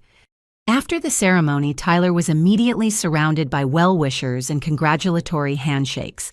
The regional medical center director offered him a summer internship that would provide valuable clinical experience. 2 medical school admissions counselors handed him their business cards and invited him to schedule campus visits. Mrs. Rodriguez, who had become one of Tyler's strongest advocates, pulled me aside during the reception. "I've been a guidance counselor for 15 years. She told me, "and I've never seen a student overcome such systematic family sabotage with such grace and determination. Tyler is going to make an exceptional doctor." The acknowledgement that Tyler had overcome systematic family sabotage rather than personal inadequacy felt like final validation of everything we had endured and fought against. As the celebrations wound down and we prepared to leave campus, Tyler and I took a quiet moment to reflect on how dramatically our lives had changed since Christmas Eve. "Do you ever wonder what would have happened if we hadn't fought back?" Tyler asked as we walked across the campus, where he had spent 2 years proving his academic excellence. I thought about the question seriously. If we had accepted Harold and Patricia's assessment of Tyler's limitations, if we had allowed their manipulation to continue unchallenged, Tyler might have enrolled in trade school and abandoned his medical dreams entirely. I think you would have eventually realized your own worth and fought your way back to your goals. I told him honestly. But it might have taken years longer and cost you opportunities that couldn't be recovered. Tyler nodded thoughtfully. "The thing that scares me most is how close I came to believing them. If you hadn't recorded that presentation and shown me the evidence of their lies, I might have convinced myself that their assessment was accurate." The systematic nature of Harold and Patricia's psychological manipulation had been so sophisticated that even Tyler's exceptional intelligence and strong character had not been enough to protect him from their influence. It had taken external validation and documented evidence to break their hold on his self-perception. "What did you learn from this experience?" I asked, genuinely curious about Tyler's perspective on the ordeal. "I learned that love should never require you to minimize yourself or abandon your dreams," Tyler replied immediately. "Real family support means celebrating each other's success, not demanding conformity to arbitrary standards." He paused, considering his words carefully before continuing. "I also learned that some people will use emotional manipulation to control others, and the only effective response is to document the truth and expose the manipulation publicly," Tyler added. "Trying to reason with manipulative people or hoping they'll change on their own is just enabling their behavior." The maturity and insight in Tyler's analysis reminded me again why Harold and Patricia's assessment of his intellectual capabilities had been so absurdly wrong. But most importantly, Tyler concluded, "I learned that my worth as a person isn't determined by other people's opinions, even if those people are family members who claim to love me." As we drove home from Tyler's graduation, I reflected on how this experience had changed both of us in fundamental ways. For 37 years, I had been trapped in patterns of seeking approval from people who used that approval as a weapon to control and manipulate me. I had taught Tyler to absorb criticism and doubt himself rather than recognizing that the criticism itself was the problem. But fighting for Tyler had taught me that protection sometimes requires confrontation, that love sometimes demands choosing difficult truths over comfortable lies, and that enabling toxic behavior is not actually kindness. "What about you, Mom?" Tyler asked, apparently following a similar line of thought. "What did you learn from all this?" I considered the question as we passed the country club where we had publicly confronted Harold and Patricia 6 months earlier. I learned that I spent decades trying to earn love from people who were incapable of giving it unconditionally, I admitted. And I learned that protecting you required me to stop prioritizing their comfort over your well-being.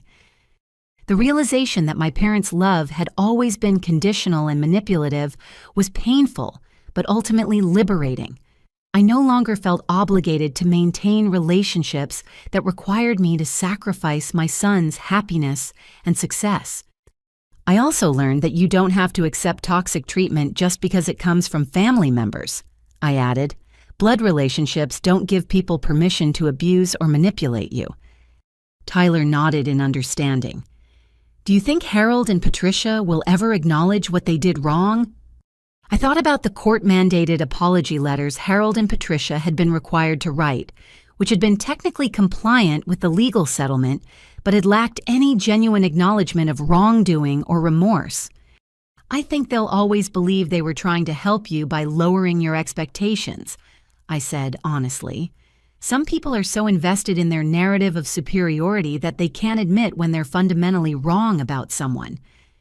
As we pulled into our driveway, I noticed an envelope in our mailbox with Tyler's name written in elegant handwriting I didn't recognize. Tyler opened the envelope and read the contents, his face breaking into a wide smile. "It's from the Dean of Students at Regional Medical School," Tyler announced with excitement. "They're offering me a full academic scholarship plus a research stipend. They want me to start in their accelerated program this fall." The irony was perfect. Tyler had been accepted to a more prestigious medical program with better financial support than he would have received if Harold and Patricia had never interfered with his original university plans. Their attempt to limit his opportunities had ultimately led to greater success than he might have achieved otherwise.